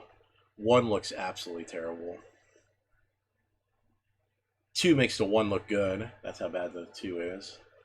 The 3, all right, the 3's not a complete outsider in here. As far as ability goes. The 4, second race off a layoff, should be okay. I mean, good rider, good driver's going to put him in decent position. Horse-wise, probably not the best, though. The 5 went big gate to wire at a price last time. Driver's probably going to go back to those tactics on the 5. The 6, not sure what the 6 is going to do. I mean, good driver, good trainer.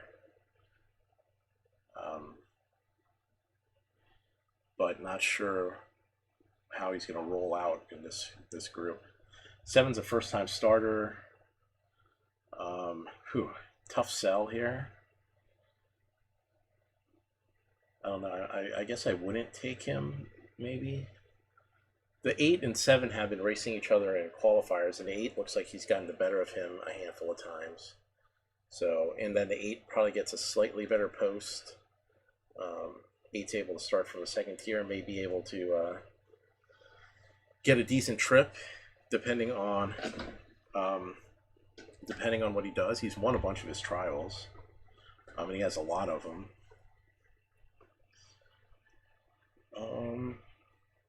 Let's see, the 5. I mean, the 5's probably going to be trying to hold out all comers. And that may be a good chance for the 8 to snag a trip somehow. Snag a trip and then pop them late.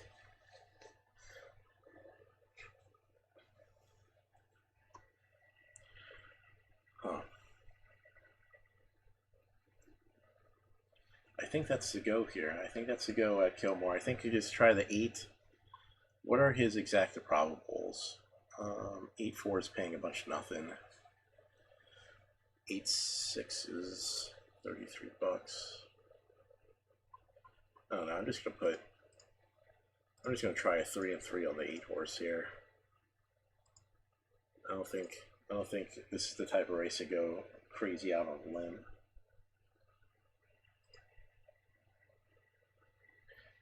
All right, Grafton. We have 3 minutes. 3, 6, and 8 are scratched. Let's go over there. What did it come in last race at Grafton?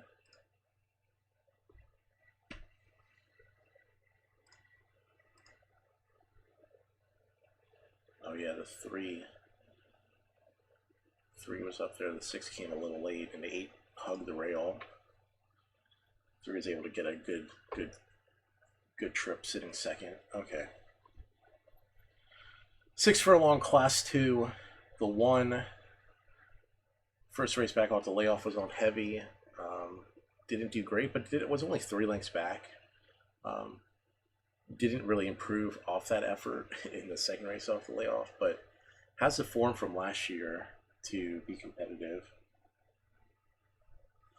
All right, the 2. Good effort from the sophomore to break his maiden at first asking. Definitely should be good as far as breeding goes. 3 scratched. The 4, the 4 single race on the heavy was an absolute monstrous 5-length shellacking. And that was with Andrew Mallion riding, but Matty McGarren's not. You know, they're very similar. And McGarren trialed this horse last time out. Yeah, I mean, the 4, if he runs back to that race at all, he should be in good shape. The 5, this rider hasn't done much with this horse, and I mean, the horse has a good heavy track record, but this rider, 11th of 14, 4 of 7, and 9th of 10th riding this horse. Pass, 6 scratch. 7 has 1 race on the heavy with Grisdale. Was an okay effort. Maiden, not awe-inspiring. Maybe a chance for 3rd at a big price. 8 scratched.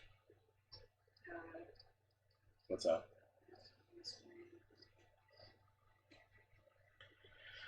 The 9. Yeah. 9's probably a toss here. It's kicking through better day. Polly Peacham's pressing on though. Let's go with the 4. 4 with 2 with 1 7 in the 4 with 2 with 1 7 in the triple. We'll play that for $2. 4 with 2 with 1 7. Play that for $2, and then key the 4 with the 1 2 7, just in case the 1 and 7 jump out, and can do it better than the 2.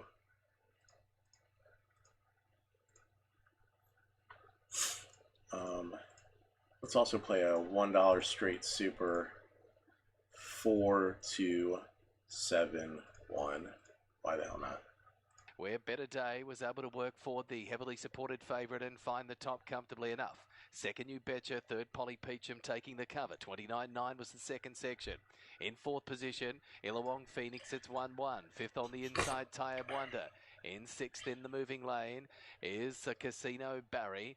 Then Courtney Katarina Andreas is at the rear.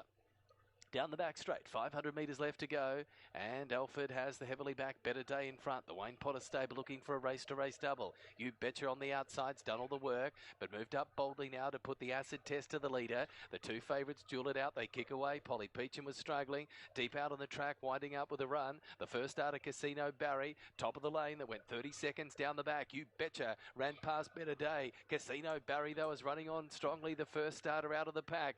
Aiken had a look around. You Betcha's clear. Coming out of the pack, Casino Barry, the debutante to second. He's closing in late. You Betcha's looking for the line, but we'll get there. You Betcha first. Second has gone to Casino Barry. Good debut. Better Day, the Half length back on the inside to Tiz Toby, then followed by Stuck With You. The rider off on Party Town around the outside of the 600. That relegates Mary Cowell back to last. Okay. Coming up towards the home turn, 450 to travel. Rich Velvet the inside. They're going wide here. Canford Springs about 2 or 3 off the fence. The widest runners, Party Town.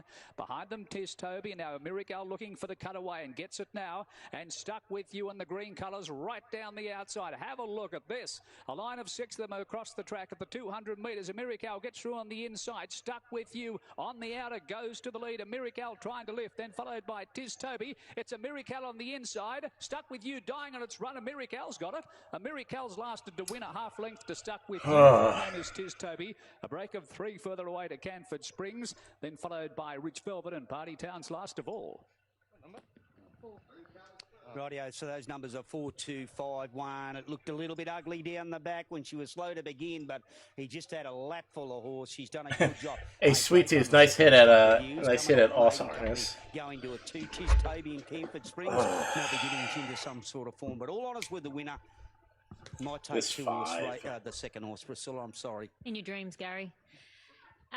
Nothing wrong with the inside part of the track there. The first couple of races, they've been really getting to the middle of the track, if not wider than that. But Matty didn't have too many options there. He had to ride for a little bit of luck, wait for the cutaway, and look, he certainly didn't appear to be kicking up much back to the inside. She really deserved that. She trod well, and it's nice to see her back to her best. Right, Danny is going to join me right now. What did you think, Dan, when those gates went ping? Well, to be honest, she had to wear the club colours, and I wasn't really watching it because of the normal colours, and there's the curse of the club colours. Anyway, she got it back on the fence, and they went slow, and she was bailed up, but he never panicked.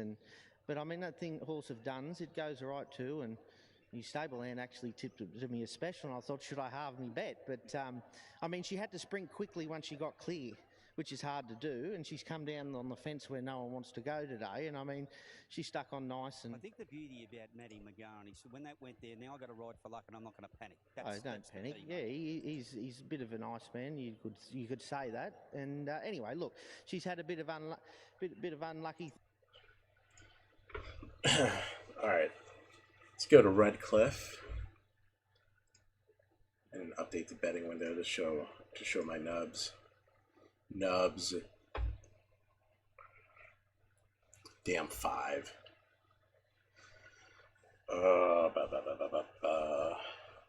Okay. Race 4 at Redcliffe. Look here. Go here.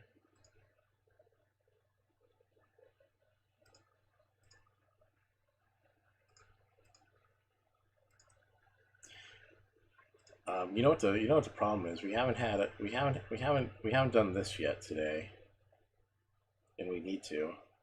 1, violent thrusting. 2, Pynamite. Always need the Pynamite.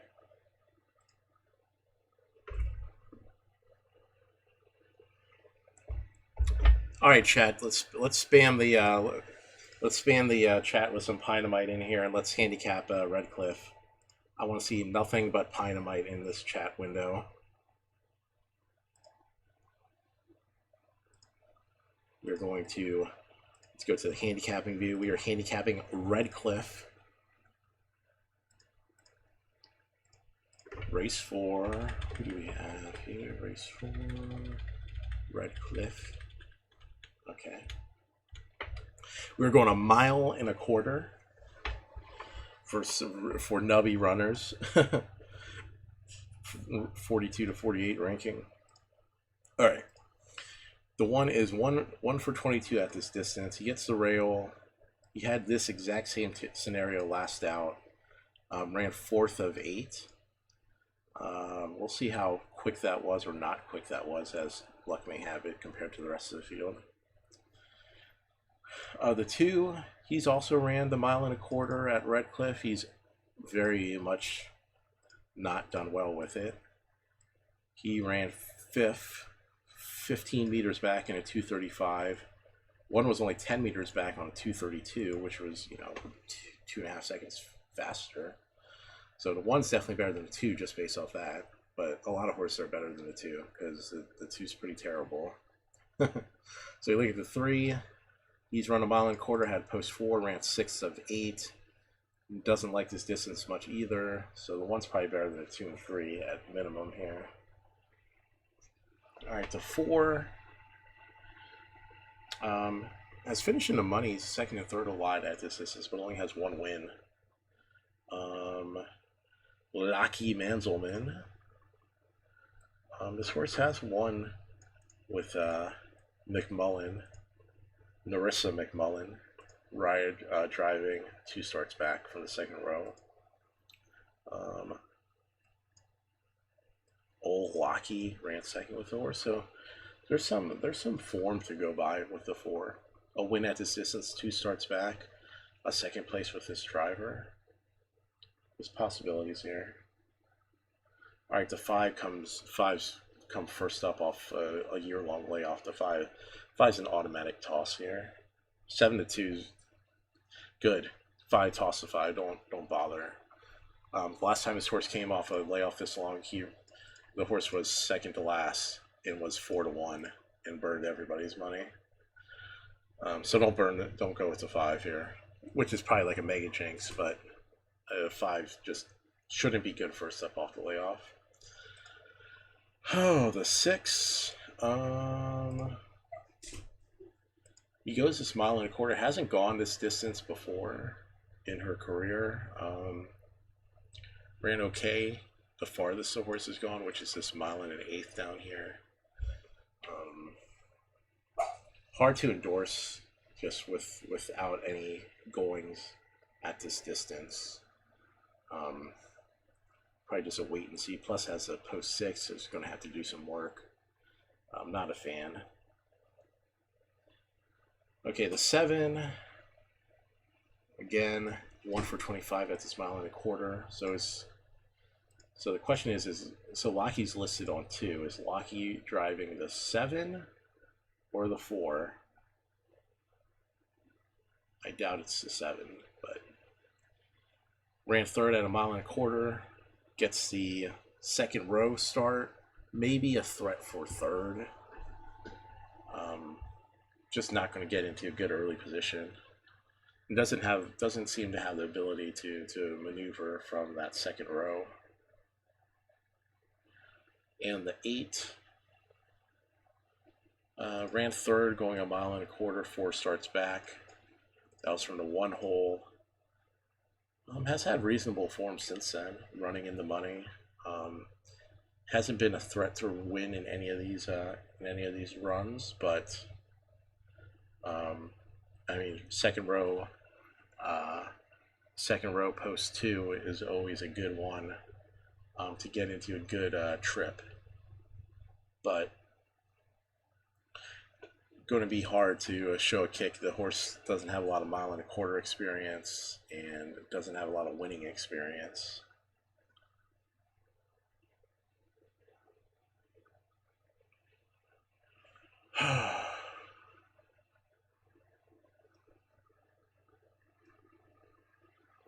I think the 4 is a try here. I'm going to play a 4 triple, just $1 triple 4 with the 1 We'll key the 178. We won't even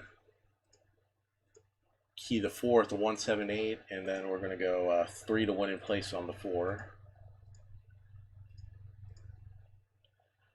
We're in with those bets. First up in 12 months, 185, the current quote. 2,040 metres, stand by for a start. We're just about set. Ready? There's the light. They're off and pacing. Fast away, Trent Lee shoots straight to the early lead, and he races away with an early margin of 7 metres. Kid Calvert in second spot, Birtles Delight third. We Can Only Hope caught deep and easing. Dapper Bessie goes back, passed by Duke. Modern Thought the inside. Western Showgirl is out towards the tail. Trent Lee with that smart start leads the way, the margin 5 metres. Kid Calvert caught it without cover. Birtles Delight leaders back third. Duke ends up fourth, 1 by 1. Modern Thought fifth. 3 back on the inside. Next is the favourite, Dapper Bessie. Western Showgirl second last, and back at the tail, We Can Only Hope. They work past the mile marker. The lead. I mean, that's a pretty fucking miserable leaving effort by the 4. In his favourite role, calling the shots, and the margin is 5 metres. Kid Calvert without cover. Leaders back third. Birtles Delight fourth. 1 by 1. Duke. Modern Thought sitting fifth. 3 back on the inside. Next is Dapper Bessie. Western Showgirl. We Can Only Hope is at the tail. A slow first quarter coming up here for Trent Lee, controlling it nicely. No front end pressure. 32-1 the opening split. Margin 3 metres. Kid Calvert moves a little closer on the outside. Birtles Delight. Leaders back third. Sweating on that Burwood stud passing lane already. Duke 1-1. The inside Modern Thought covered by the race favourite Dapper Bessie. Western Showgirl. We Can Only Hope is back at the tail. They swing into the home straight. This time they get the judge and the bell. Again, it's an easy quarter here for Trent Lee. Trent Lee shows the way, leading 3 metres. Jesus, man. Birtles Delight third. Duke 1-1. Modern Thought going fiercely now. She's still locked away. 3 back on the inside. Dapper Bessie, race favourite yet to be called on. We Can Only Hope. And Western Showgirl. Second quarter, 31.5. Down the back for the final time. Leading the way, it's Trent Lee. Trent Lee out in front, margin 4 metres. Kid Calvert in second. Birtles Delight third. Duke is yet to leave the 1-1 trail. Modern Thought. Jesus, this is terrible, man. Then Dapper Bessie, Western Showgirl, and We Can Only Hope.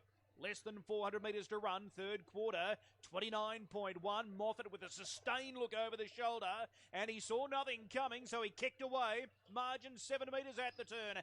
Dapper Bessie called on, starting to wind up strongly.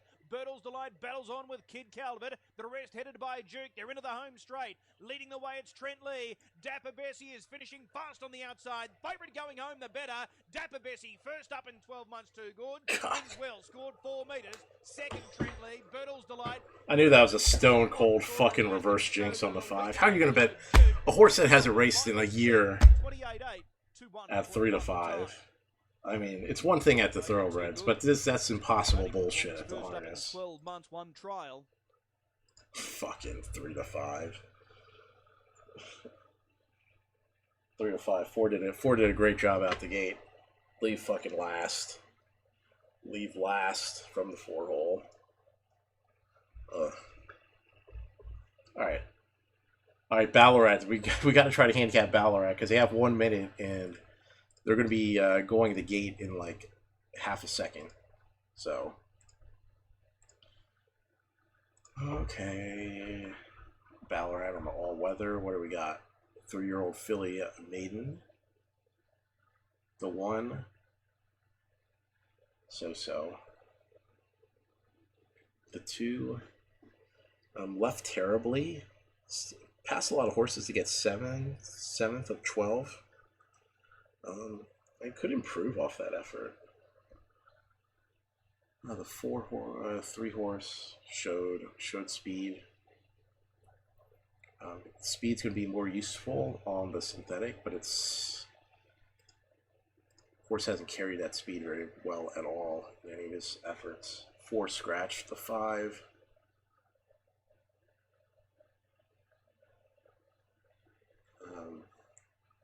Not a fan of the 5, but not a total throw. We'll come back to the 5 if the field doesn't look as good. The 6 closed up nicely on the synthetic last time. again, you're gonna have to look at the rest of this field. There's a lot of horses that are like, just because they ran like 3rd and 4th in their starts, like coming from behind. Probably, I mean, there's a lot of candidates like that. Probably looking for a horse that is going to try to control it on the lead, which is like the 3, but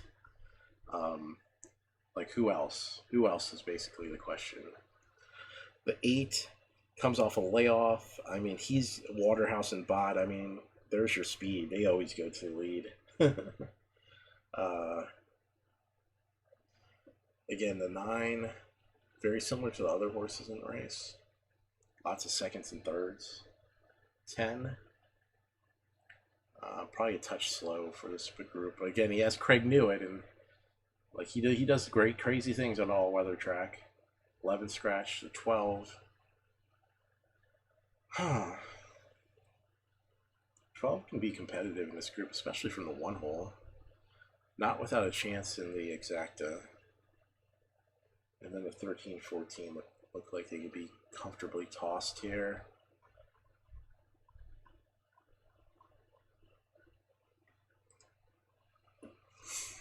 I'm going to take a flyer. I'm going to play the 8, and I'm going to play 2 bombs underneath. I'm just going to play 8 with the 3-12 in the exacta.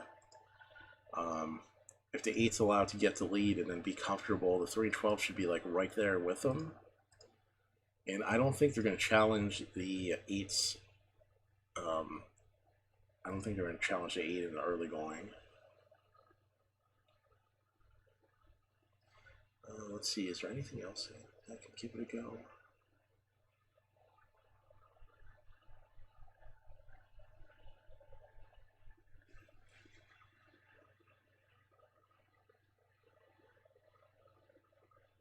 The 5 scares me a little bit in this race. Like the 5 has this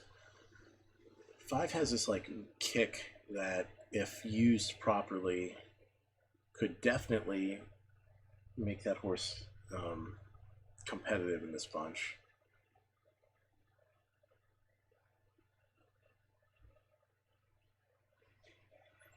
Especially in a field that looks like they like to just kind of run with the pack.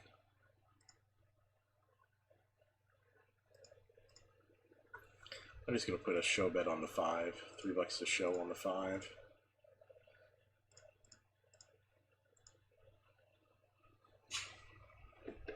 Not a huge fan of what I'm seeing in this race. This is a tough go. I mean, 8 should be able to go to the lead and conduct it, but Medic and Moscon are still at a shorter a price slightly than bad Leonardo. smash. What's up, buddy? Let's Leonardo go. leaves that pair home, given a bit Let's of variable for go. her today. So there's just something going on with, is it Moscon who's riderless? No, 6 Leonardo. So I'm not sure whether it's just got the Wilson Medic 1. What's up? Vehicle obstructing the view a little bit. I'm not sure whether they're resaddling or it could have been some Ferrari work, but I think it was resaddling because the rider's quickly back on. So just a saddle adjustment there with Leonardo, which has just concluded. So I think now they're in a position to load them. I noticed that Moscon was also riderless behind the gates, but I don't think there was any concern with her. She's already. This is arguably just a very messy field in here. It's one of the roughies of the field. First run new stable, blinkers off. Like there's Victorian run for her. There's a lot of chances in here, 200 to 1 outside, and a poor break by somebody or someone getting out of line and deciding they want to hustle in the early going could just change the whole complexion of this race. First race today. Medic goes in, the second favourite. So we've got half of them in for the 4th of the day. Queen Karina moves along. Here's Leonardo going up. So we've got Fortessa, Little Zipper and Mini Boom. They're the last 3. Little Zipper goes up. Now Fortessa, who I think was scratched from the Pakenham synthetic on Tuesday. Mini Boom, the even money favourite, draws. Oh, Jesus. near 5 the ace outside running at here. the same time also? Get out of here. And they're all in. Race 4, the Polytrack 3-year-old fillies maiden. Off they go. Mini Boom left well and travels forward immediately after the start with Blooming Alice. Leonardo not far away. And then Zoo Maze, Moss Con is pretty handy with Helen's the Boss and Little Zipper. After a break of 2 lengths to Great Effort, and then Queen Quirina, Medic a fair way back. Last is Fortessa, and second last is one of the roughies, Rocketer. So they move off the back, and it's Bloomin' Alice who had the lead. 3/4 to Mini Boom. Helen's the Boss moved up third. A length away, Moss Con, Leonardo, and they were trailed by Queen Quirina, who's trying to march around them. Next in the field was Little Zipper and Medic, followed by Zoo Maze, Great Effort, and towards the tail a Rocketer and Fortessa, who will have to come from last to win it. Around the home turn, Bloomin' Alice from Mini Boom, who moves up within a neck. A length away, Helen's the Boss, followed then by Moss Con, Leonardo the inside, Little Zipper and Medic finishing off down the middle. Mini Boom's asked to run down Blooming Alice, who kicks on pretty well at the moment. 200 to go. Blooming Alice from Mini Boom. Moss Con, Leonardo's run out of room, and then Medic. Mini Boom having awful trouble getting past Blooming Alice. Moss Con steaming late. Blooming Alice, Moss Con. Might be Blooming Alice a nose to Moss Con in a close one. Mini Boom Jesus. perhaps to hold third from Zoo Maze, who's rocketed at the end. Then Rocketer, followed by Medic and Leonardo, who ran out of room. All right, guys, I'm going to step away for a second. Behind them to Fortessa. Then Helen's the Boss, Queen Quirina, Little Zipper, and Great Effort was the last one in. And Blooming Alice hangs on. Race Brigade, Bjorn Baker. It's a 4-year-old son of Power out of Katie O'Reilly, bred to get its toe into the ground, and it's handled its wet track with aplomb after a couple of trials this preparation. That's a nice debut, Gaz. Sure is, and I'll tell you what he did. Mitchell Bell made sure the other horse had to work, thrive in the home on the inside, put the pressure on him and outgunned him. He was too good for him late. He was very fit after those trials that he had leading into the race. He's had 2 trials in May, and Baker had him ready, and he's been able to grind the other one into the ground and win. Geez, the second horse has run on very, very strong. It'll be winning a race shortly. And Montana Thunder, heavily back, run third. Normally, Jason, they have a break of about 16 months. They go well first up, and they can be a bit flat second up. He had every chance, tried his heart out, but I reckon he'll be even better third up. But good win, good win. Kiss and Tell ran very well. They were the best 4 in the market. They were the top 4, and they ran 1, 2, 3, 4. But the winner was clearly the best horse in the race. Yeah, nice ride from Mitch Bell to get across from the wide draw and get this horse home. 3.824, half a length each way. They've run 1:12.66 in the last 600. A very slow 37 and 16. That's the first leg of the quaddie here at Gosford as we head north to Cairns. To Michael. Welcome back to Cairns for race 5. The Shane Tibbs and Associates benchmark 65 over the 1600.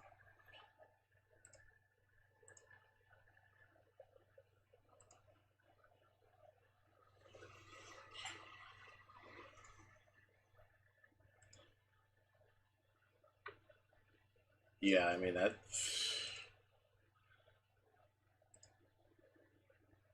that 13 just ran down the track.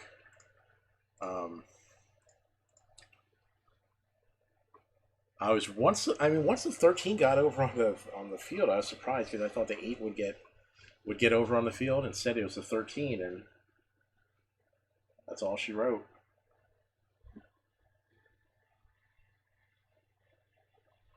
All right, let's go. Let's handicap 5B here.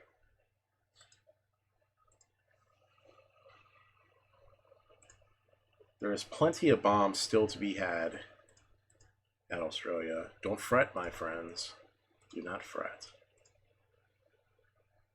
All right, soft track Carnes, 1 mile benchmark 65. Let's see. The 1 is 0 for 11 going the mile. This guy had a horse in earlier, who I don't think was worth a shit. Maybe, actually, hold on a second. Was he?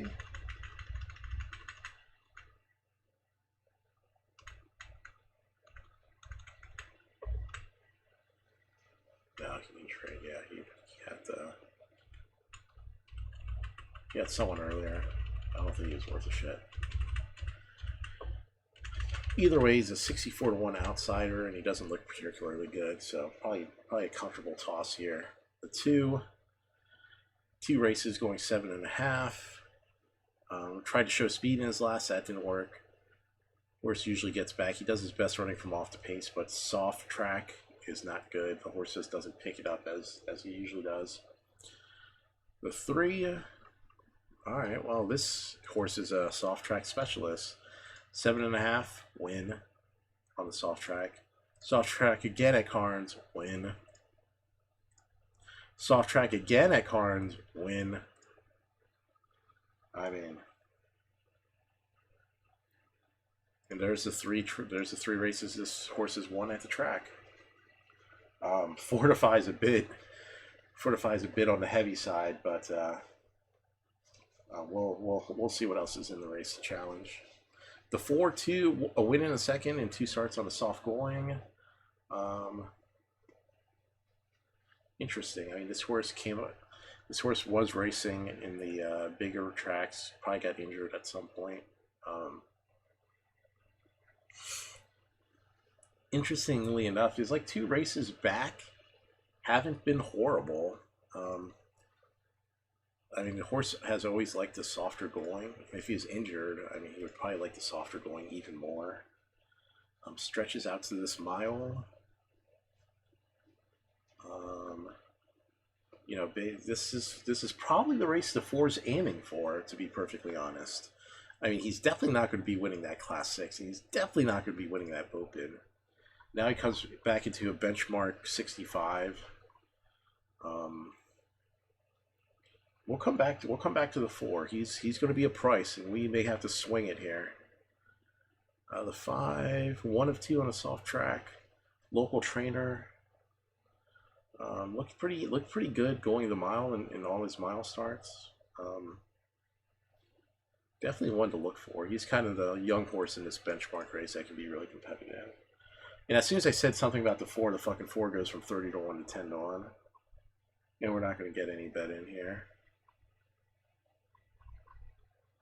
Oh well. Getting away down on the inside, Southern Swing, and also going fast is Guangzhou, and coming across is Yankee Tango. Witterick's moving across quickly to be into that first leading group as they turn into the back straight. So it's Southern Swing who'll lead them into the back straight at the 1250 by about 3 lengths. In second placing, Yankee Tango. Witterick is third. Guangzhou is poised there on the fence. They were followed by Arms Race around its outside, and Triumph Star is sitting back behind them, and they were followed then by Armour Star. Then Mount Peter Miss, and after the tardy beginning, Hot Saga's gone up and past 1, and that's Rocco, who has now drifted to the rear of the field. They come off the back and onto the side toward the crossing at the 800-metre mark, and held together Southern Swing. Yankee Tango goes up on its outside a half away. A length and a half back in third placing. Arms Race has had a sweet run. They were followed by Guangzhou, who's getting up on the inside of Witterick. Triumph Star's just back behind them, and they were followed by Armour Star. And then came Mount Peter Miss. There's that 4 coming up the rail. Last of all, they come toward the 440-metre mark just before the home corner, and it's off and gone. Southern Swing wanted to catch them napping, and it has, about 2 or 3 lengths in front of Yankee Tango. Guangzhou into the clear, running on, then Arms Race. Witterick into the centre of the track, and Triumph Star's got to come from the back with Mount Peter Miss. It's Southern Swing in front halfway down the straight. Guangzhou, Witterick, Yankee Tango fighting on, but it's Southern Swing kicked away, and Southern Swing will go on. Southern Swing first, Yankee Tango, Guangzhou third, Witterick probably fourth. They were followed by Rocco. What a run came from the rear. Triumph Star was there. Mount Peter Miss was wider, and then Armour Star, followed by Arms Race, and Hot Saga was the last one in. Well, he was just too good for him, wasn't he? Southern Swing. He had very good 3.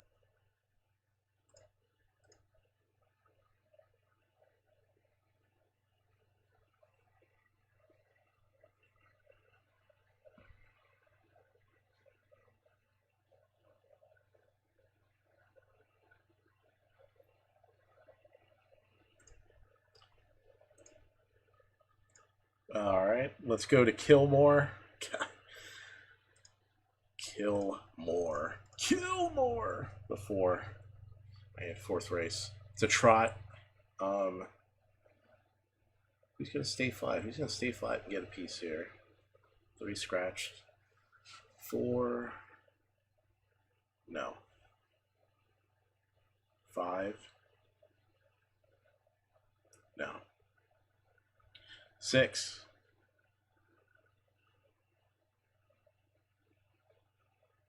No.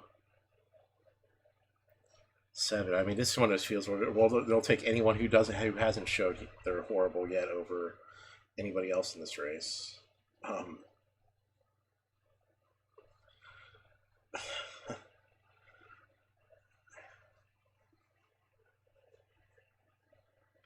You know, I always kind of want to go with like a.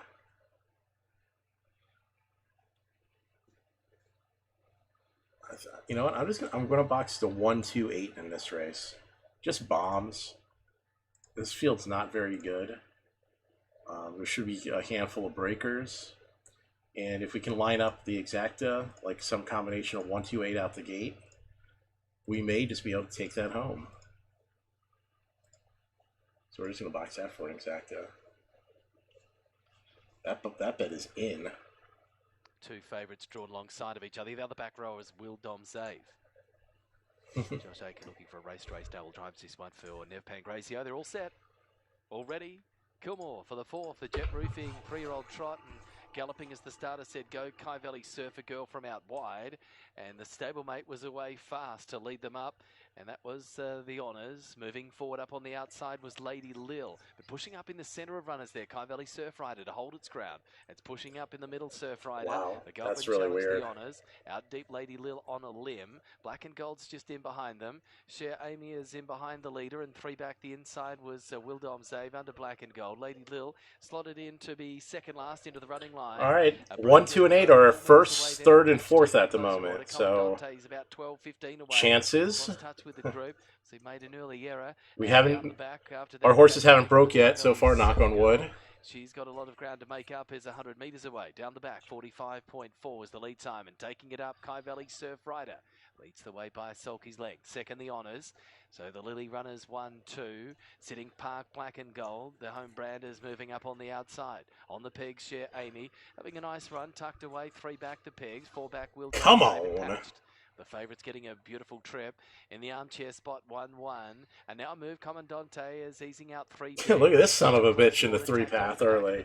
Peter Lane is wasting little time to whiz around the field on the second favourite. 32-2 first quarter. Commandante's moving up strongly out deep to get up and park without cover as they get down to the bell. Will Dom Zave's got off the inside. Back second last to follow up the favourite Patched. And 5 metres away Lady Lil last of the group. And tailed off was Kai Valley Surfer Girl.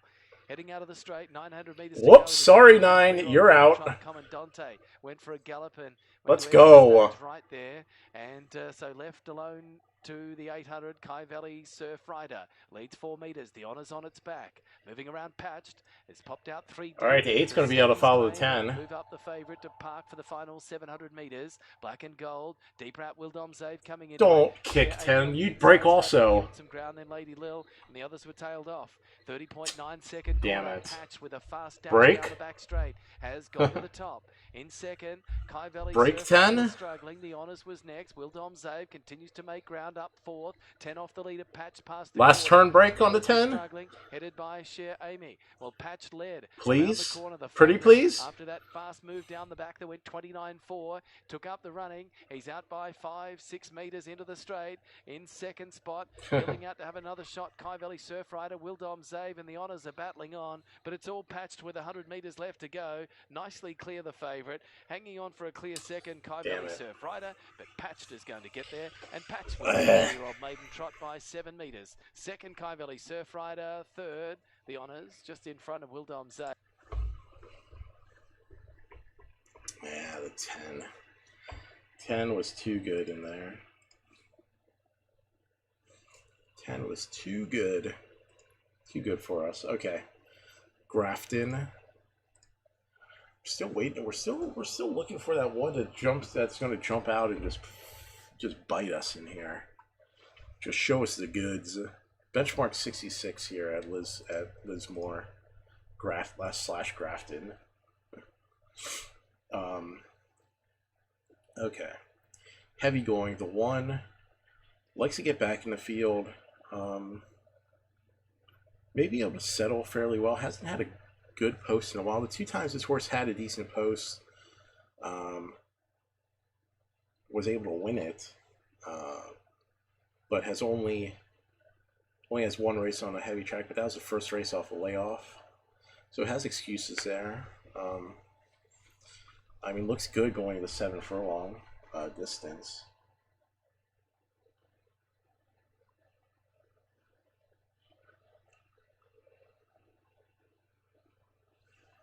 All right, got the 2 Ben Looker coming off an extended layoff. Last time he came off a 5-month layoff, the horse came out a winner. So this horse does well off in fresh. Has a good record at this distance. The heavy going is going to be the question, and it's going to be a big question. Just don't know how this horse will do on that. We'll look at the rest of the field. 3. Another off the pace runner. We have a 1, 2, and 3 off. 3 are off the pace. Doesn't have any heavy track form either. Stretches out to the 7 furlongs for the first time. The 4 has a win going to 7 furlongs. Has gone farther than this, so distance shouldn't be a problem, and should be able to plod along in the heavy going. No true heavy form, but definitely in with a chance here. The 5. This horse does have heavy form now. Ran 3rd at the heavy going at Grafton at this distance. This apprentice has 2 wins out of the last 3 starts. Both of them were going 7 furlongs. Both of them were with this rider. Slightly, the horse has stepped up in class to win.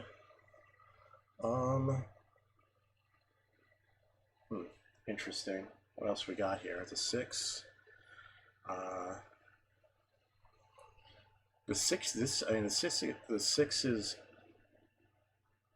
heavy track breeding is really good. There's a handful of off the pace runners, and this horse is going to be the speed most likely. Made the lead from the 14 hole last time, and this horse is definitely not going to have to come from the 14 hole.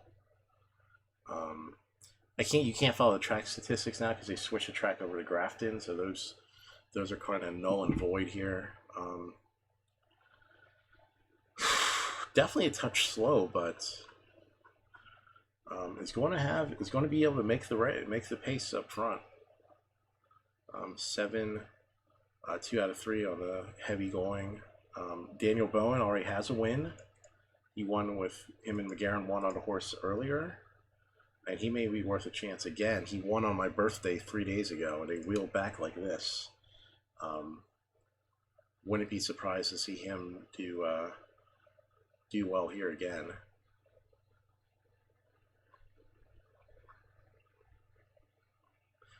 I'm going to take the...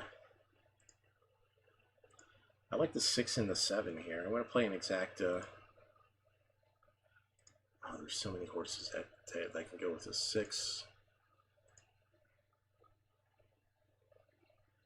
Going to wheel the 6 in the exacta. And then I'm going to play 3 to win in place on the 7. Yeah. I mean, I think these horses are betting as a favorite are extremely vulnerable in this bunch.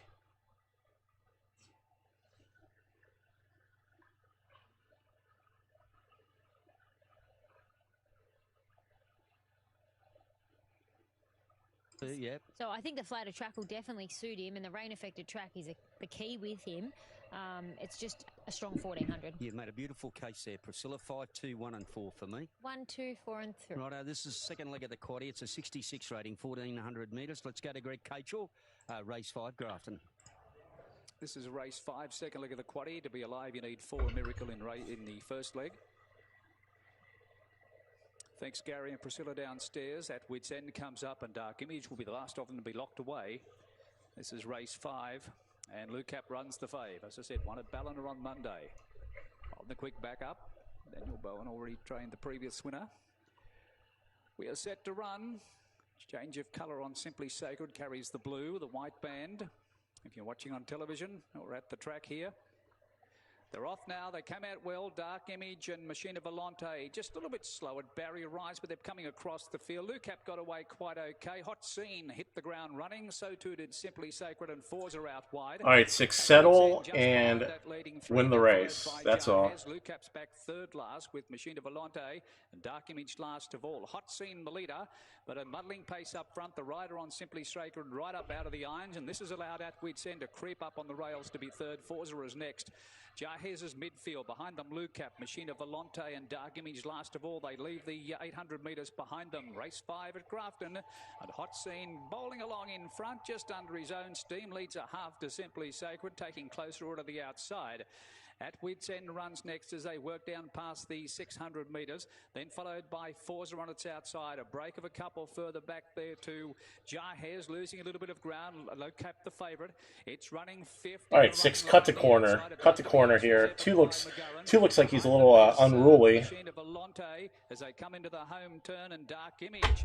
Hot Scene, the advantage of the cutaway rail, still the leader, but now Simply Sacred asked for its What a fucking terrible ride on the 6. Track with the red and yellow corded cap, being joined by Machina Volante. Simply Sacred strode to the lead. Machina Volante on the outside having a real crack, but Simply Sacred in front. It's going to be too strong, and Simply Sacred races away to beat Machina Volante. Third home leader. Never a chance. At Wits End has run fourth.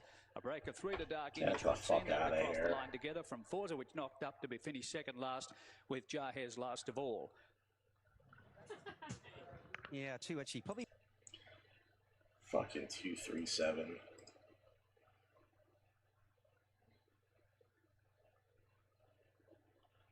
I mean, man, for the love of Christmas on the 6, we couldn't do any less in the early part of the race, and done any less in the second half of the race.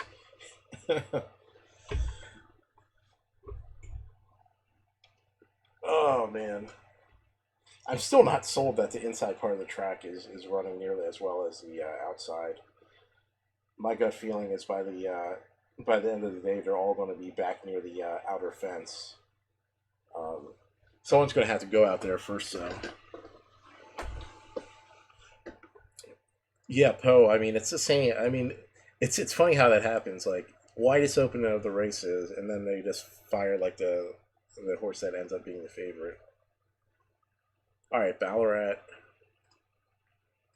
Here we go. 1 scratch. Benchmark 70, going 6 furlongs.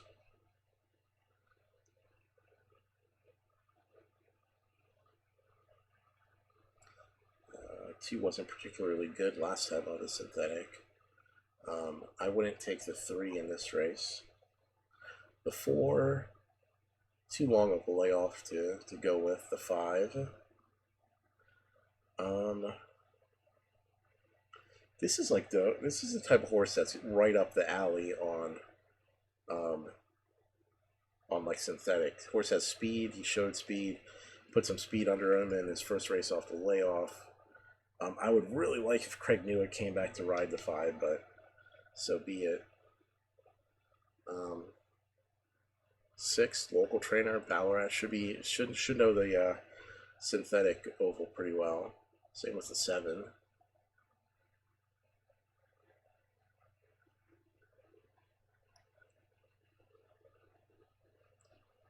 Interesting.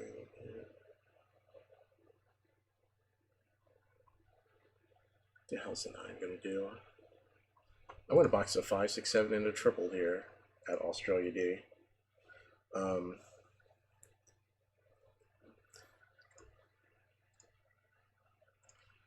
6 and 7 are local trainers. The 5 looks like he's just geared up to try and win this one.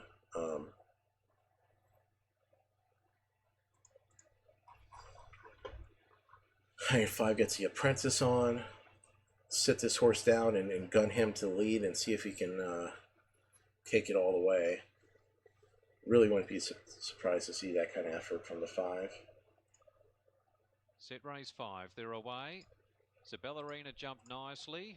So too Honeywine off the inside. Blue Tycoon now gathering pace. Gasworks wants to be prominent. Magnus Bree pressing on as well. Then Tiata, followed Buddy for Nothing. Drifting back, Our Free Spirit is alongside of Jester Dreamer. So up front, there's 3 of them there. Magnus Bree's the widest, but has drawn about a neck in front from Zabellarina. The hell are we doing, Australia? Tiata, followed by Honeywine. Buddy for Nothing. Jester Dreamer is one of the tail enders as they come down towards the home turn with Our Free Spirit. So at the 600, and it's now Magnus Bree about 3/4 in front from Zabellarina. Blue Tycoon coming on 3 wide, and then Tiata, Gasworks, followed by Honeywine, Buddy for Nothing, Jester Dreamer, Our Free Spirit. Zabellarina railed through and took over though, turning into the home straight from Blue Tycoon, Magnus Bree battling, outside and then horse. Tiata, followed by Gasworks, Zabellarina. Come on, 5, keep going. Keep going. The 6 is deep out. Keep hanging too. Into third is Tiata. Zabellarina going strongly though. The favourite looking good in the last 100. She put up 2.5 Damn it. lengths now. Tiata ran to second, but she continues her good 7-6. And Zabellarina won by 2 lengths. To Tiata second, Blue Tycoon third. Gee, there's a line Damn there it. for fourth. I'm really not sure. Our Free Spirit is one of them there with Magnus Bree and Honeywine and Jester Dreamer.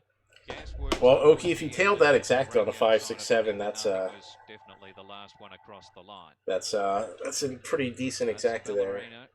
She is a cash cow first up. She's now won 4 of her 6 first up runs. And again today, off good jump out form. Got a little greedy there.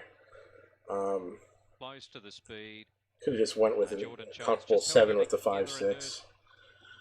God, it's that not a good. The 5 wasn't. I needed to just see a little better on the 5. The apprentice just not. He needed to go to the lead on the 5. He needed to go a lot heavier, and it was a good ride on paper. You know, you follow the leader. But the 5's not that type of horse that's going to rate very well. 6 did a great job coming off the pace to get second, though. All right, let's go to Redcliffe.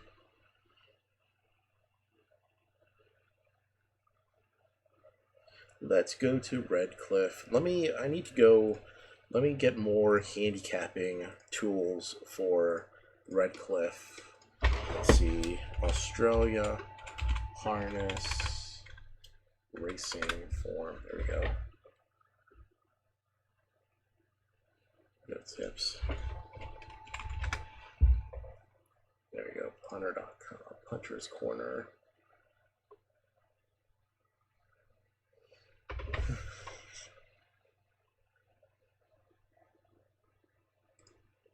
This is what I need. I need these speed maps for these places.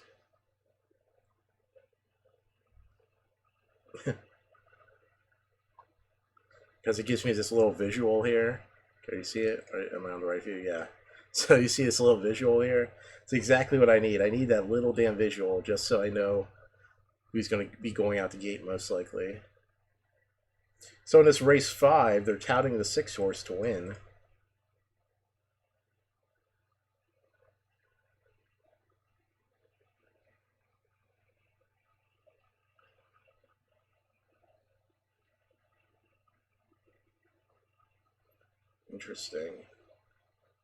Interesting statements on this 6. Let's see handicapping wise who has a chance here. The 1 probably does not. The 2 months on the shelf after looking pretty terrible. Probably a wait and see there. 3 comes into this race. This is the second race off the layoff for the 3. Maybe better. Wasn't really good before that. Trainer bats 4%. The 4 ran him off last race handily. probably one of the horses to beat, although pretty slow time for the 4. Come to the 5, Man's Old Man, kind of iffy. Again, the form's touting the 6 horse, interestingly enough. The form is touting the 6. And now the 6 is even odds. What? And all the horses are just nodding in agreement there.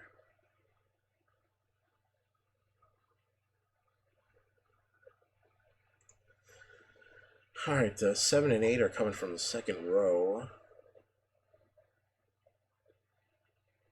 And 7 has gone two solid races in a row here.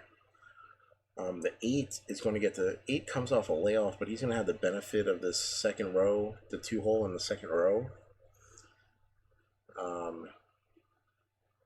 I don't like the layoff for a month and a half.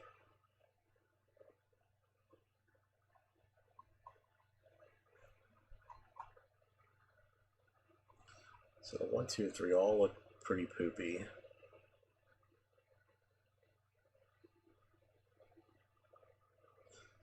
I'm pretty sure Oceanside came back earlier in the card and just blew the field away.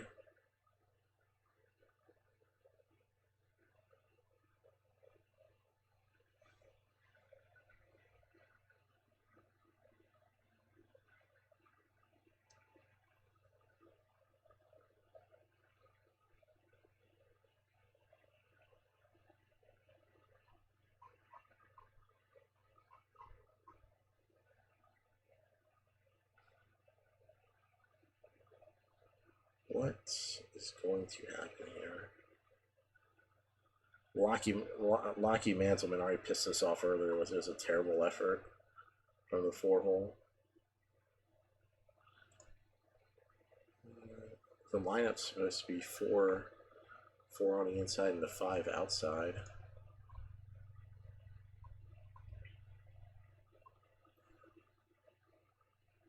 I don't think that's how it's going to line up, but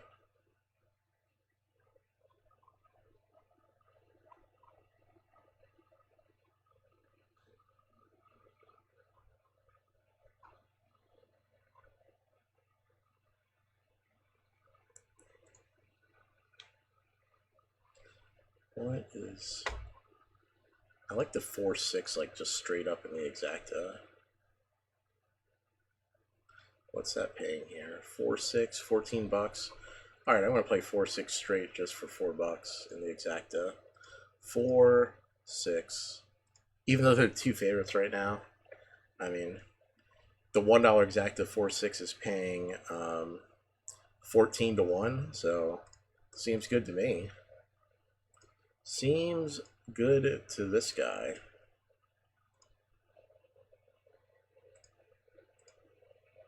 Feels like a winner. Next in betting. Drawn the inside of the second row, but it's given a good chance. 4.20. Bronski Macarena $5. Miss Julietta 7 and Criskin Country, who's found support, $8.50. This is her first local to run. She's a roan mare by Metropolitan. Matt Elkins, Dan Russell team up. They scored earlier with Perfect Feeling. If this 8 didn't have this random ass month-long layoff, I would like to 8 a whole lot in this race at Red Cliff, but just really weird layoff. Ready to run. There's the light. They're off and pacing. Fast away looks just right. Miss Julietta out deeper is showing early speed. I'm Isabella is now driving through along the inside, holding No Currency 4th and working one off the inside. Criskin Country was next. Bronski Macarena, Great Rainbow. Miss Fernandez from the wide draw goes right back to the tail. Looks just right, goes looking for the lead. Heading off now, Miss Julietta, who's content to trail. I'm Isabella in third, holding No Currency 4th and left with no cover. Criskin Country ends up 1 by 1. Great Rainbow. The fuck are they doing in the back of the packs this race? Miss Fernandez is at the tail. 11.3 the lead time. In control now, it's the favourite. Looks just right. Looks just right, leads 5 metres. Miss Julietta second. 5 metres away. Six is last, and 6 is like, fuck all this bullshit. You guys are fucking. Country is next, holding no And you guys can't even figure out who wants to go into, who wants to be 5th in the race. Bronski Macarena and Great Rainbow sits last on the inside. First split, 30.2. Looks just right, shows the way, clear 5 metres. Miss Julietta in second spot. Miss Fernandez goes up to Breeze on the outside third. I'm Isabella is fourth. 3 pairs back on the inside. Criskin Country 1-1. Oh man, the 4 absolutely shut down that race in that quarter. Great Rainbow is last on the inside. Second split, 31.3. They move into the back straight for the final time. Looks just right, leads the way. Margin still 5 metres. Miss Fernandez without cover. Miss Julietta leaders back third. Criskin Country is 1-1, just being reined up there. I'm Isabella the inside. Bronski Macarena holding no currency. Great Rainbow still back at the tail. Come on, 6, don't fucking be this terrible. You're this terrible. God damn it. Looks just right, shows the way from Miss Julietta. Just need you to get second. Is under pressure. I'm Isabella. Criskin Country stalling. Bronski Macarena takes off deeper. Holding no currency and Great Rainbow. They're at the top of the lane now. Looks just right. The favourite clear. Miss Julietta looks the only thread. Goes to the inside. Looks just right in front. Miss Julietta's coming through on the inside. Looks just right. Still in front. Looks just right. Damn it. Just right. Scores again. Beating Miss Julietta. Macarena holding no currency. 4-5. Isabella Fuck. Fernandez. Great Rainbow. Criskin Country. Final split. 29 seconds. 1:58 for the time. Looks just right. Back-to-back victories for Looks Just Right. That asshole on the 5. Gives us a terrible drive on the 4 earlier. Puts it in a nice pocket ride on the 5 this time. Fuck. Alright. Gosford here.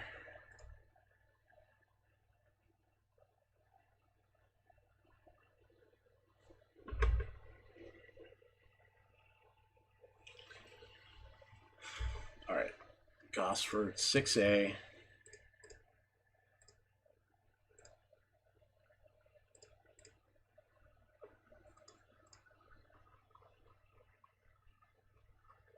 Alright, heavy going still. Gosford 3, 8, 9, 11 are scratched. Okay. The 1 for 1 on the heavy. More than ready on the backside of the nut. Should be good. Comes back to the distance where the horse seems to prefer. Tom Sherry, 6-5, probably makes sense here. The 2 comes off a layoff. Breeding would indicate heavy track would be fine. The 4-month break's a concern. 3 scratched. The 4. His last 2 races on the heavy just got way too far back to be competitive. That includes the last place effort here. Yeah, not a fan of the 4. The 5. 5 has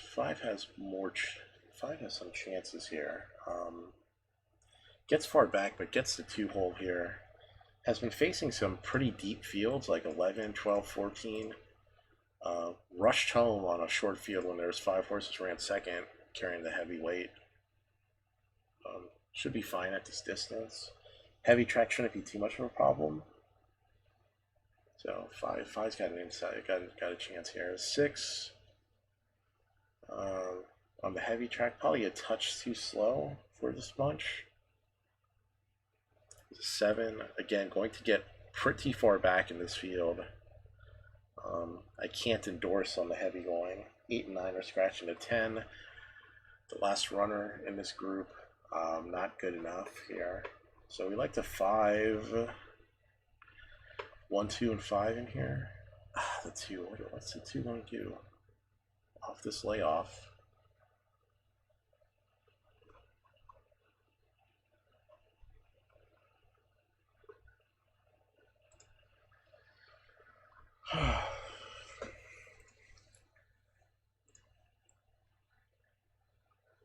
Alright, going to key a triple here at Gosford. 2 with the 1-5. Going to key that into the triple, and then we're going to toss the 2 after we put him up top in the triple. 215. 215.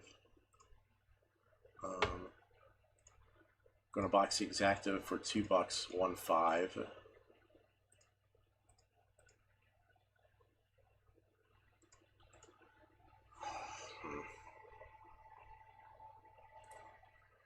And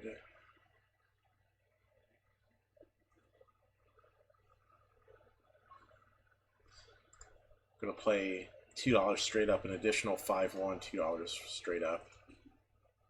Actually, no. If we can play the triple, we're gonna. If we think the 2 may be short here, we're gonna play a triple 5 with the 1, with the 4, 6, 7. I swear to God, if this runs 5, 1, 10, I'm gonna be crying. All right, we're in with our bets here.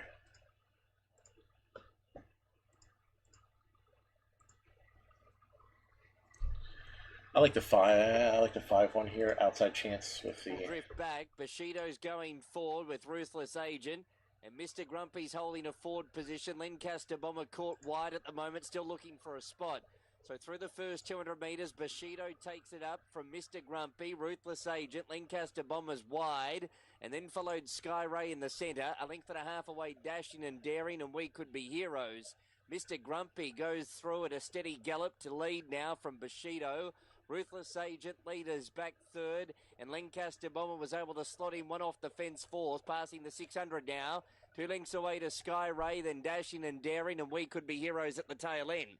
Down the side towards the 450, Mr. Grumpy in front, a length clear from Bushido. A length away, Ruthless Agent third. Fourth, Lancaster Bomber stalking up into the race now. 5-1. Then followed Sky Ray, and they've beaten off the other pair. Top of the straight, 2. Get up 5. Mr. Grumpy in front. Ruthless Agent back to the paint. Lancaster Bomber running on. Bushido didn't find a hell of a lot, and Sky Ray's joining in. Lancaster Bomber struck the front, 100 metres left to run from Ruthless Agent. It's Lancaster Bomber clear close home. Lancaster Bomber beat Ruthless Agent 3 parts of a length. Third in, Mr. Grumpy or Sky Ray, and then followed Bushido.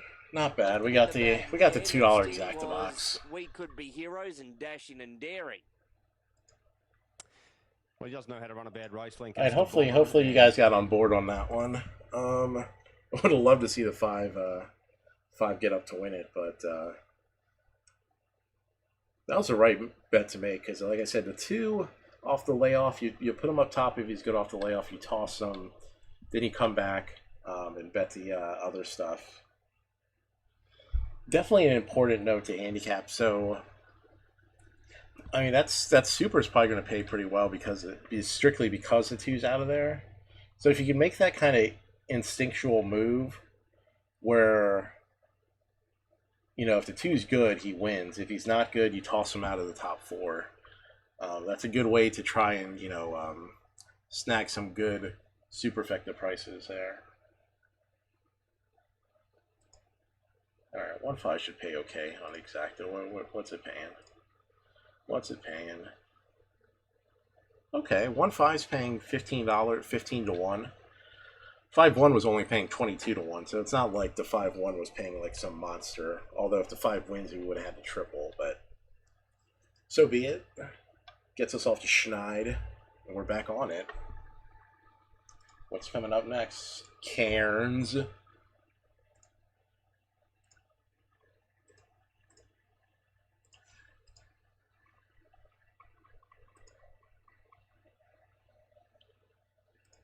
Yeah, there you go, guys. Yeah, you know what? Like I said, 1.5's paying 15 to 1, so I will take that in a stinking second.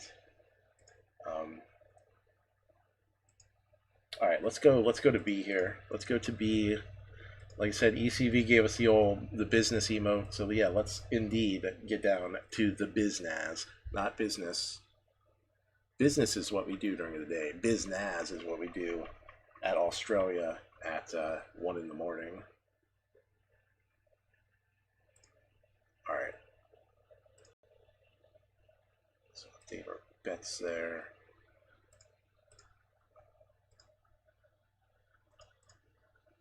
Australia B at Cairns.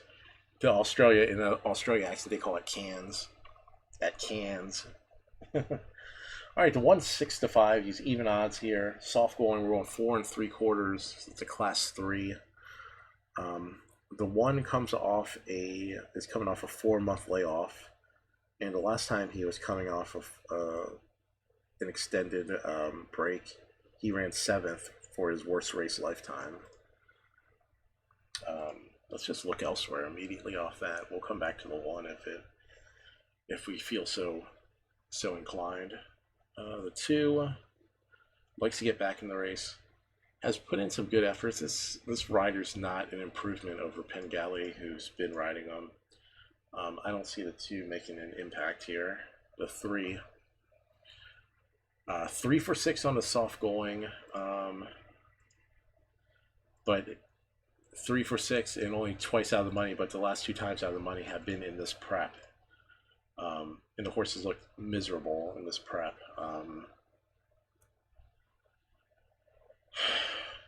If he finds whatever the hell he had last year, maybe. We'll see. He gets the 1 post, so if they're going to try, they might as well try from there. 4 is in like a similar position. 4 of 9 on the soft track. Last race on the soft track, absolutely terrible. Okay. All right, well, we'll keep going. The 5. Here's your speed horse, Wanderson Diavola. Won with him last race. No soft track for him to really go by. Has the speed though. Can he carry the speed? I mean, it's only 4 3/4 furlongs. The 6 is going to get way far back in a field like this. Now this is too short for a 6. They're probably just using this as a prep. 7, too slow. Although this trainer, I'm pretty sure they went gate to wire on a horse earlier, but that was with no challenges whatsoever.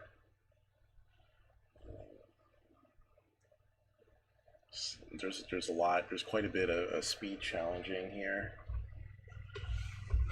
Yeah, the 12's over bet. The 11.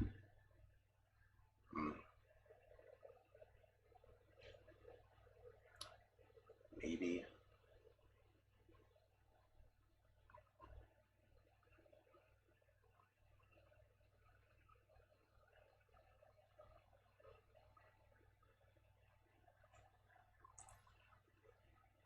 This is an ugly group, man. I don't like the 1 at all. I'm not going to be able to drum up anything feasible, but I just don't like the 1. Scamper. And they're off. Bold Type away well out wide. A mate got away quickly, and so too Taking Charge, which is going to lead Taking Charge. Sharp Hustler zips up along the inside and holds Taking Charge out there with a mate now caught 3 wide. Shern is just behind them running 4th. And they were followed by Magic Desert Moon and then Ruler. Barella's on the inside of Bold Type, is up on the outside. Mighty Marmalade's caught 3 wide. They were followed by Centre Red, Tap the Till, and She Beats the Best is last of all. They come into the home corner, Sharp Hustler in front from Taking Charge. Now a mate in the middle of the track, goes up to Loom. Ruler's trying to push through as a mate took the lead. Shern is out after them. Ruler's getting through in the centre, but it's a mate in front at the moment. Now Barella and Taking Charge is getting right up on the inside. Ruler got through, and then right through, Tap the Till, and out wide on the track is Bold Type, Bold Type. It's tight between Bold Type and Tap the Till. What a finish. There close up was Ruler, and also a mate, Centre Red, and back behind them, Shern, Sharp Hustler. They were followed then out wide was She Beats the Best, who came home, bet a few home, Magic Desert Moon, Mighty Marmalade, and Barella. Bold Type right down the outside will get it, number 1. Tap the Till got through, and then Bold Type, Whiteley and Massingham have done it again. So there you're looking at the photo. There's 5 of them across the track. Tap the Till. I mean, seriously, fuck that 1. Like, you would never want that 1 until the wire hit, ever, in that race. You know, I mean, that's the exact reason why I didn't want to bet the race, because the 1 would probably do some dumb bullshit like that. I would never want the 1, ever, during that whole course of the race. And there he goes. Alright, got at Kilmore? That's a 5. 5 out 1 to 5.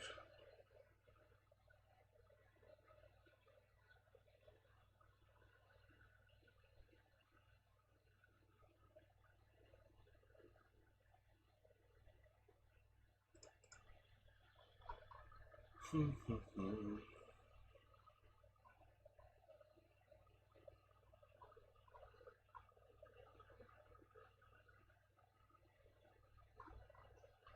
to Byron a 16th.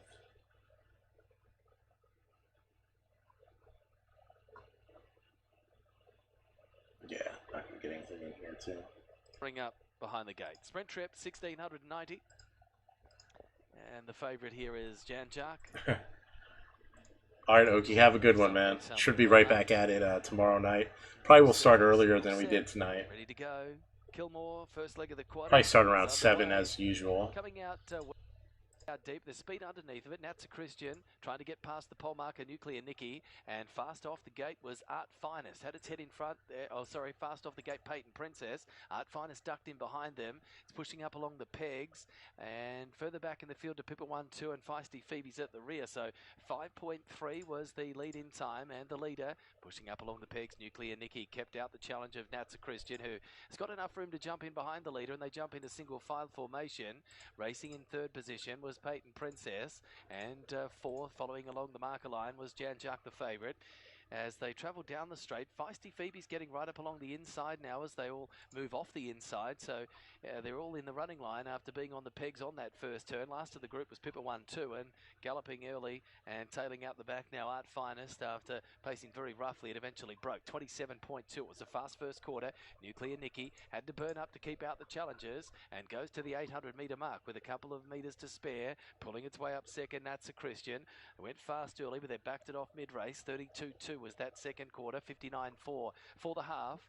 Feisty Phoebe's in the box seat, ready for the jet roofing sprint lane, and fourth is Peyton Princess. Fifth, Jan Jack, thinking about a move down the back straight, travelling easily on its back, waiting for the ride up. Pippa 1-2, that's the race. The other one's tailed off. Art Finest has pulled up. At the top turn, 500 metres left to go. Nuclear Nikki led narrowly. The outside, Natsa Christian moved up to join it. 3 wide on the track. Jan Jack coming into it well. Around Peyton Princess, who's trying to work into the clear. Pippa 1-2's winding up, about to go 4 wide. Feisty Phoebe's held up. Bunched up field, top of the lane, the mares, 29.1. They went down the back. Natsa Christian took the lead, but Jan Jack sped up alongside. Pippa 1-2 down the middle. Peyton Princess getting out underneath of it. Jan Jack got to the lead with 100 to go. Fighting on Natsa Christian. Peyton Princess late on the scene. In front close to home is Jan Jack, and Jan Jack gets the double for Aiken and Duffy. Second is very close. Along the inside, Natsa Christian or Peyton Princess. Probably Peyton Princess the outside of Natsa Christian. Fourth was close too. Feisty Phoebe and a tiring Pippa 1-2. And Nuclear Nikki just walking over the line. Okay, handicapping Ballarat here. So Archie Alexander trained the 7 last race, I believe. Whoops. Oh. Alright, where are those?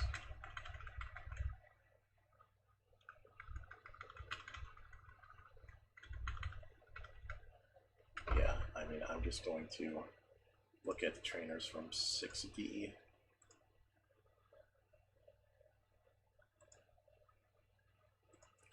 Alright, 5D. Yeah, so Archie Alexander had the 7 last race, and clearly that horse was ready and gunning, and he blew the doors off the field, so the 2 has 2 wins and 5 starts at the track. He comes off a layoff, but he's won off the shelf before in a situation like this. Maybe worth a go here. 3, coming off a win, kind of an iffy, kind of a slow runner. Doesn't have any synthetic track form. The 4, Hayes and Dabernig, always a threat no matter what. Although this horse is a pretty big money burner. He was terrible in his last race. There we go, the 5, your favorite. Coming off a maiden breaking victory.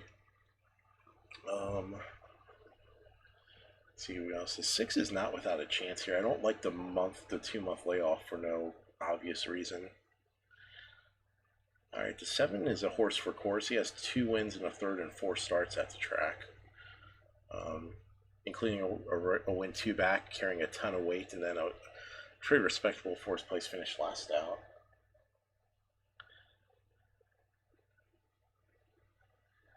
All right, 7, 8's in with a chance. Gets Jai McNeil. Has good closing kick. Coming off a layoff though. 9 just broke its maiden. 10 and 11 are scratched. 12 and 13, are they in with any chance here? The 12. The 12 is not a toss out here. 12 is not a toss out by any means at 25 to 1.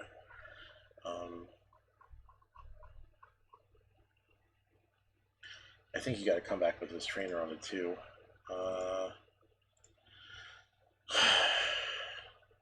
You know, let's try an exacta here. Let's play 2-12 with the 2-7-8-12. See if we can get them prices home. Bomb Squad. I really like the 2. Like I said, he just trained the horse last race, coming off an extended layoff, but wasn't a problem previously. Horse broke its maiden first up. Gets the apprentice claim. Closed from last to first. Going 7 furlongs here on the Ballarat synthetic. And a horse for course, for sure. And then we come back to this 12. So this 12, like, who knows what happened last race, but we'll throw that out in the city. And if the horse comes back to these races from last year, and if this horse can do, and Bo Mertens was, broke this horse's maiden, they could figure it out. He's a threat for sure. 12 hole eye and the 5 post 5. Those speeds are competitive, really competitive, if not some of the best in this field. So the horse has the talent to beat this bunch. It's going to be hard to. If he runs back to that, he'll be competitive. We'll just go with a 2 across the board on him. Again, it's a good trainer, so could very well be ready to go here. Let's update the betting screen. Update the betting screen. We have the 12. Yeah, 212. It's 278. Let's get this 12 home, man. Let's drop the Dynamite on him on the 12. Race 6 of the day. The high game winner's choice fillies a mare's handicap. It's over the 1200. Starter heads around. Lights turned on. Honoval moved in. They're right to go. Come on, 12. Show speed. Show speed here. If he's showing speed, we are in with a chance. In with a chance here at 30 to 1 or whatever he's going to go off at. Well, French Star might have tried to anticipate the start there in gate 1. Became a bit unsettled. Now they're off. French Star out fairly. Miss Hayworth jumped out swiftly to be amongst the early speed with Right Here, Right Now. Careless Whisper. Leveraged is not all that far away, and then Rhone, followed by Raffinet. The 12 did leave. He's second right now behind the favorite. Or right beside the favorite. Run with them. We're only going 6 furlongs. Led a half to 3/4 Right Here, Right Now. Keep on challenging him and then put him away. Star Rhone, Careless Whisper. Further back to Yule Thrasham from Mighty Moshe, Raffinet. Second last is Honoval. Last the inside Reward the Maid. So up to the home turn. Miss Hayworth, a half-length leader over Right Here, Right Now. Leveraged, urged along in third. Followed by French Star, wider Careless. All right, 12, Whisper, you haven't been under the pump yet. Let's go. Reward the Maid and Honoval out deeper into the straight. Kick. Hayworth just had it from Right Here, Right Now. Careless Whisper, Rhone starting to finish off down the middle. And then Honoval followed French Star at the 200. And Rhone goes. God damn it, kick him! Right now from Miss Hayworth. Raffinet's getting a go on late. Rhone in front. Raffinet still a length astern. Then get the 2 up to win it. In front from Raffinet and Rhone. Won it narrowly from Raffinet. You could easily get those two mixed up. Third in was Honovar, and fourth in was Your Oh my God. Reward the Maid, a Mighty Moshe. Careless Whisper, right here, right now. Jesus Peasus, man. We had them left, right, and center. This is the third leg of the quaddy. It's a maiden 1,400 metres, a race 6 at Grafton. Let's go to Greg Cachel. So and Dawn Thunder, the last stop. My God, man, we had that like the charge of the life brigade of the light brigade. We had them up top, we had them sideways, we had the horses closing, we had the horses trying to hold on. And I ended up cashing no tickets in that race. Oh man, you guys are smarter than me on that one. You guys are definitely smarter than me on that one. Good hit, Whiteout. Oh, I also had the 8. I had the 2-8 also. Oh, son of a biscuit, man. Out wide, they're the first 4. Settling down is Bob and Cat. Out wide is Robindale, then followed by Rocks the Cove, the last warrior, and last of all, Say It Ain't So. Dawn Thunder on the inside of Haven Road. They're the 2 popular wrecks, and Dawn Thunder strikes to the lead from the outside alley. Sitting down second is Haven Road, then followed by Sneaky Gal, Brazen Dynamo the outside. Robindale's back midfield. Getting underneath Robindale is Bob and Cat. A break of a couple further back to Rocks the Cove. On the inside of it is the last warrior, and last of all, Say It Ain't So, as they work their way down towards the 600-metre point. And Dawn Thunder can it break through today? Leads by a length, on Haven Road. Third is Sneaky Gal. Fourth, Brazen Dynamo. Then followed by Bob and Cat. On the outside of that is Robin. Oh yeah, no, I definitely agree. Sometimes boxing is the way to go, especially if you have decent prices in there. Especially if you're betting Australia, you know, all kinds of craziness can happen. For Brookstar on the outside, then followed by Sneaky Gal through on the inside. Brazen Dynamo. That's where the race might be. The leaders, Dawn Thunder, Haven Road asked for its effort. Brazen Dynamo running a race on the outside. These are the 3 on the inside. Sneaky Gal, but it's Dawn Thunder just in front. Haven Road not there yet. On the outside, Brazen Dynamo, Dawn Thunder, Haven Road raising an effort again. Dawn Thunder in front. Haven Road dives too late. Dawn Thunder beat Haven Road. Tight for third, the fast finishing Bob and Cat. On the inside, Sneaky Gal. The last warrior was next from Brazen Dynamo, which just faltered on its run. Coming home well, Say It Ain't So. Was it a bad run? Behind them is Rob.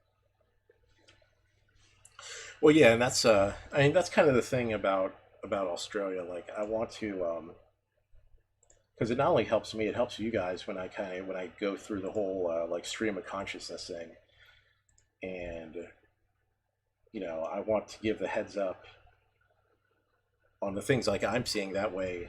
That way, when you guys look at it, you can spot similar things. Like some of these guys are, like Henry Dwyer is a really good trainer, and like I said, I think some of the things is just pattern wise. Like with that 2 last race, that's all pattern because Archie Alexander just won impressively at the previous race at Ballarat, and then he comes back and he has a 2 in that race, and he's going to go off like 6-1, and then barely gets nosed out from winning that race on the 2. But it's mostly, I mean, it's kind of a hierarchy of, it's kind of it's almost like a flow chart of most important factors. So the number one factor in Australia is the track condition.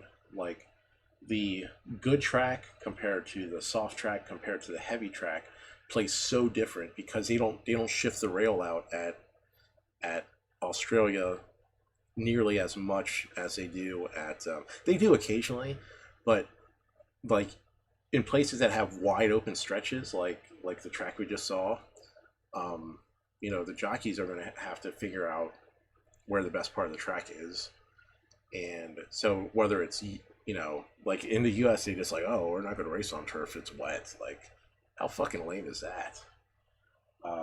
So the track being good, soft, heavy is always the first thing because it plays so differently. So it's like a whole different scenario based on the track condition. And then the second most important thing is race distance. Like you have so many horses come from different race distances. That's always very important. I mean, regardless of any racing, that's very important. Third is track type, and it does well for you because like it tells you what's a country track because it labels it C, which is the lowest class track. P is provincial, which is like the middle of the road, and M is like the city racing. I mean, that's like the Keeneland, the Saratoga. That's where they go for the big bucks.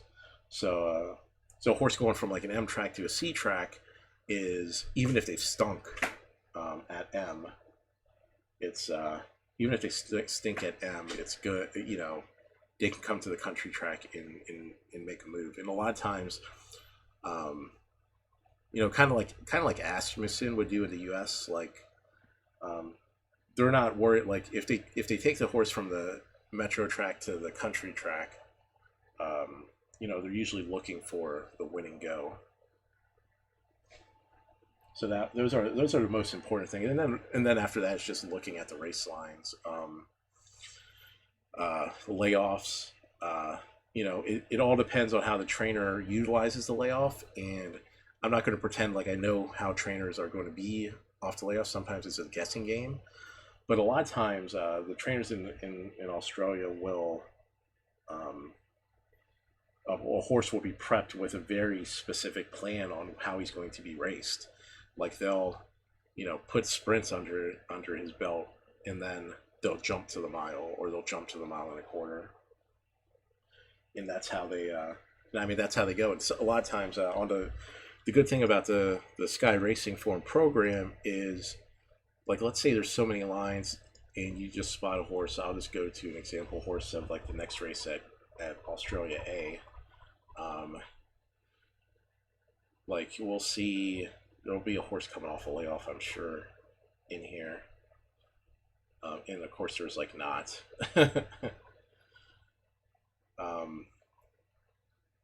But like, for example, this horse is coming off, you know, of course, no one's coming off a layoff here, so wonderful for that. But in this race, the one's coming off.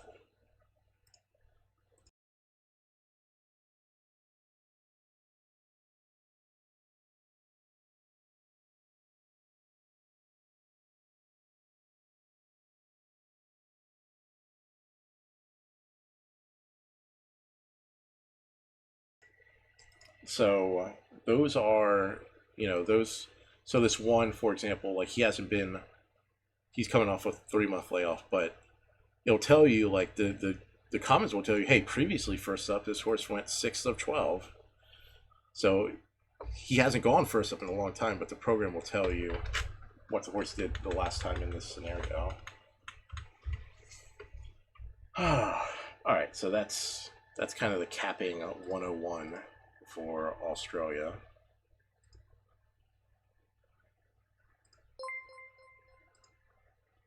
Whiteout, thank you very much, sir. You are a gem. I appreciate it very much there.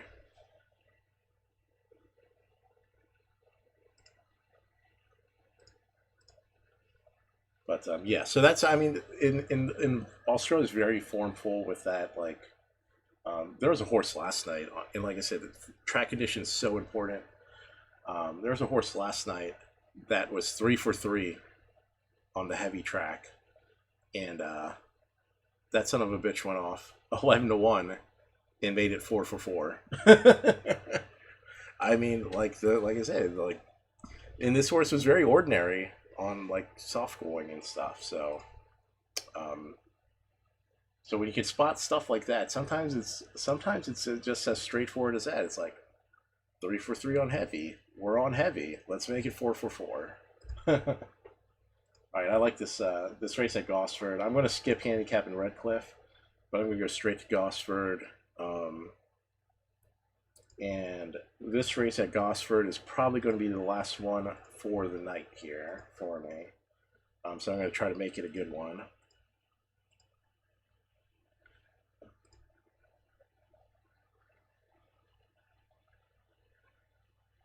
All right. 7A. Heavy going, 1 mile and 5/8, benchmark 64. Let me go to the handicapping view here.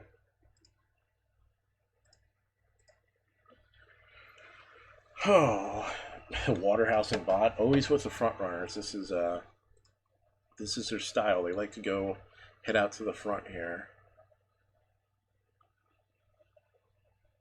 We'll see. We'll see who's going to run with them. The 2 on heavy gets a win and 3 starts on heavy. All right, the 3, 2 for 6 on heavy. Went 1.25 miles last race. Didn't do much. Heavy track breeding's pretty good, but hard to like the 3 when the 3 hasn't shown much ability in deep fields like this. So what we're probably going to look for is a horse that shows being able to handle a larger field like this, because there's 12 runners, so it's going to be a crowded collective up there. The 4's never gone this distance, and I'm not too keen on betting this 4 off a perfect trip last time out. Oh, 4 scratched anyway. There you go. Alright, the 5. This trainer's pretty good at going these types of distances. Unknown on the heavy going, and coming off a maiden victory where he's able to sit the trip. He's going to need to improve off that effort.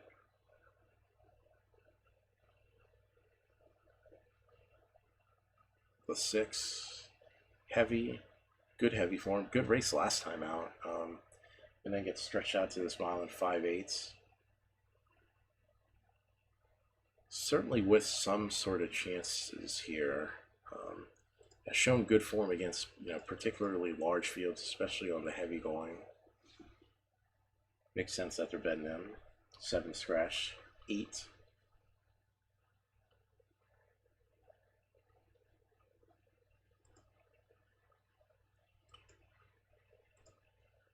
Kathy O'Hara's 2 for 2 on this horse. 1 was on a good going, 1 was on a soft going. Breeding wise should be perfectly fine on the heavy French bred. We'll come back to the 8 for sure. Okay, the 9 showed speed. Ran 3rd going heavy here.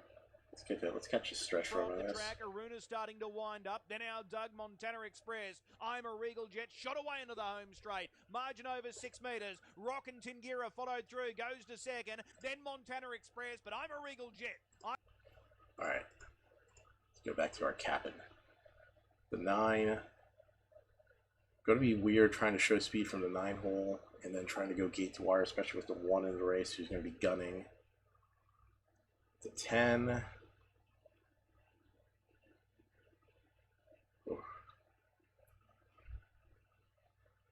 It's been okay, but his ability in the larger fields, he seems to kind of get stuck in traffic.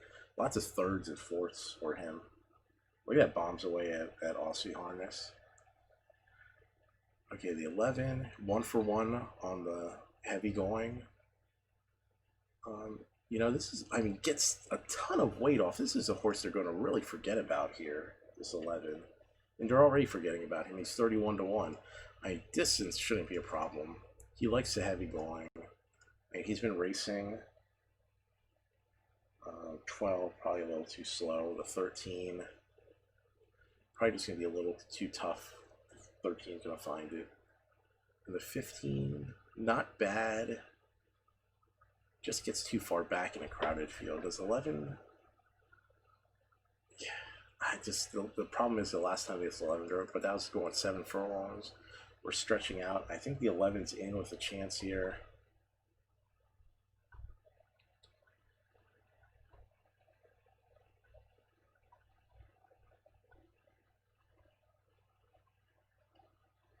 I think we go 8, 11. 811 with the 16811. 811 with the 16811. And then we put 2 across on the 11 here.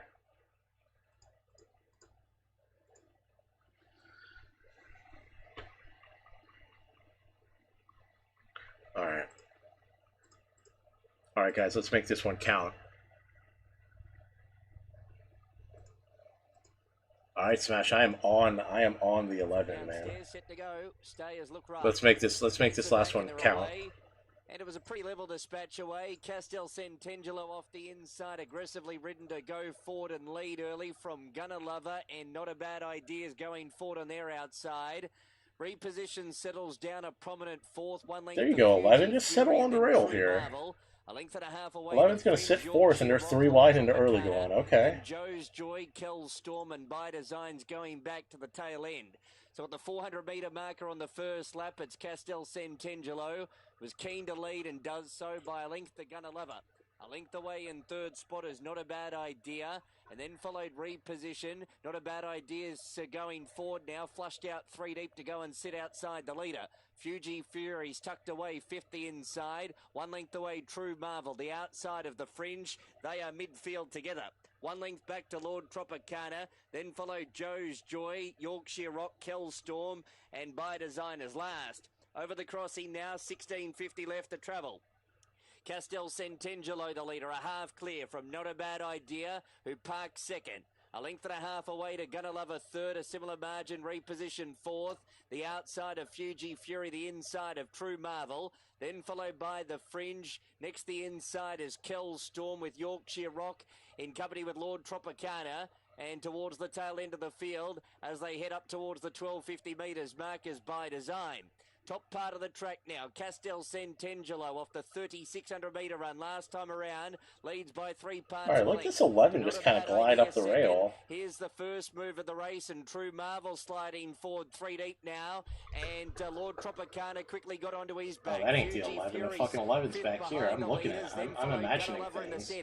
A length back to the fringe, then Yorkshire Rock, By Design. Either way, the 8's out there trying to make a move. Joe's Joy, Kells Storm, and last is Reposition, who's been shuffled right back towards the tail. Castel Centangelo the leader. There's been moves a fair way out. True Marvel, one of those, and goes and really applies the blowtorch to the belly to the leader now. In third spot, Lord Tropicana. Fourth, Not a Bad Idea. Then Fuji Fury, Gunner Lover. Behind those is the fringe, and then Yorkshire Rock, By Design. Joe's Joy's a long way back in company with Kells Storm. Around the bend, True Marvel, Lord Tropicana took the lead together, and they broke clear. 3 in front now of Castel Centangelo. Gunner Lover, By Design out deeper on the track. The fringe is getting through, but in front at the 200's True Marvel. Lord Tropicana can't do much better. Neither can the others. True Marvel in an staying too strong. I'm just such too an idiot. strong. Just ran them into the ground. Beat Lord Tropicana, and third the fringe. Fourth, Fuji Fury, well, Not a Bad Idea. Kells Storm made up a bit of ground late. Then Joe's Joy, Gunner Lover. Next in Castel Centangelo, By Design, Yorkshire Rock Reposition. Yeah, that's what I History get. has a way of repeating itself in racing, doesn't it? And it's done that once again here today. It was only 4 weeks ago at Hawkesbury that True Marvel just beat home Lord Tropicana in a staying race. We could have easily went with the 8 instead of the 11 in that race. Turned out the same. Not a big deal, though. Lord Tropicana came away on the home turn. Nothing else looked a chance. And he's a pretty nice staying type. I remember talking to Matthew Smith after the win the other day, and he had a lot of positive things to say about this gelding's future. He's gone on with it today. Gaz is on top tip there. All right, guys. Hey, thanks for tuning in. Really appreciate it. Really appreciate every time you guys tune in. I apologize for starting a bit later tonight than usual. Should be back at it tomorrow. Same channel. We'll try to get in whatever's racing tomorrow. I'm sure, like Woodbine and stuff. We'll have the same stuff. We'll be treading water until we get to Australia. as per our usual. But much appreciated on you guys tuning in, and hope you guys are going to tune in tomorrow and let me know. I'll let you guys leave to your own devices. Much appreciated. Hope you guys enjoyed the little short stream tonight. We'll be back at it. I did take a nap a little earlier, so I've been getting better sleep than usual. But much appreciated, and I will see you guys till next time. All right. We are going to raid the Botez channel, who's a chess streamer. Chess stream's like really popular on Twitch. It's pretty cool. So if you enjoy that sort of thing, or you just like enjoy pretty young girls, enjoy the raid. Really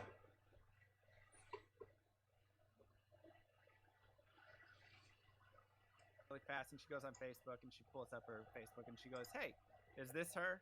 And like shows me, a picture of her on her Facebook, and I'm like, "Oh yeah, that was her." Her name is Ashley or whatever the heck. I mean, honestly, by how long your stories take, like the entire stalking process must have been like a 2-year-long period or something. Okay, this is like 20 minutes. Anyways, gosh, so mean. So anyway.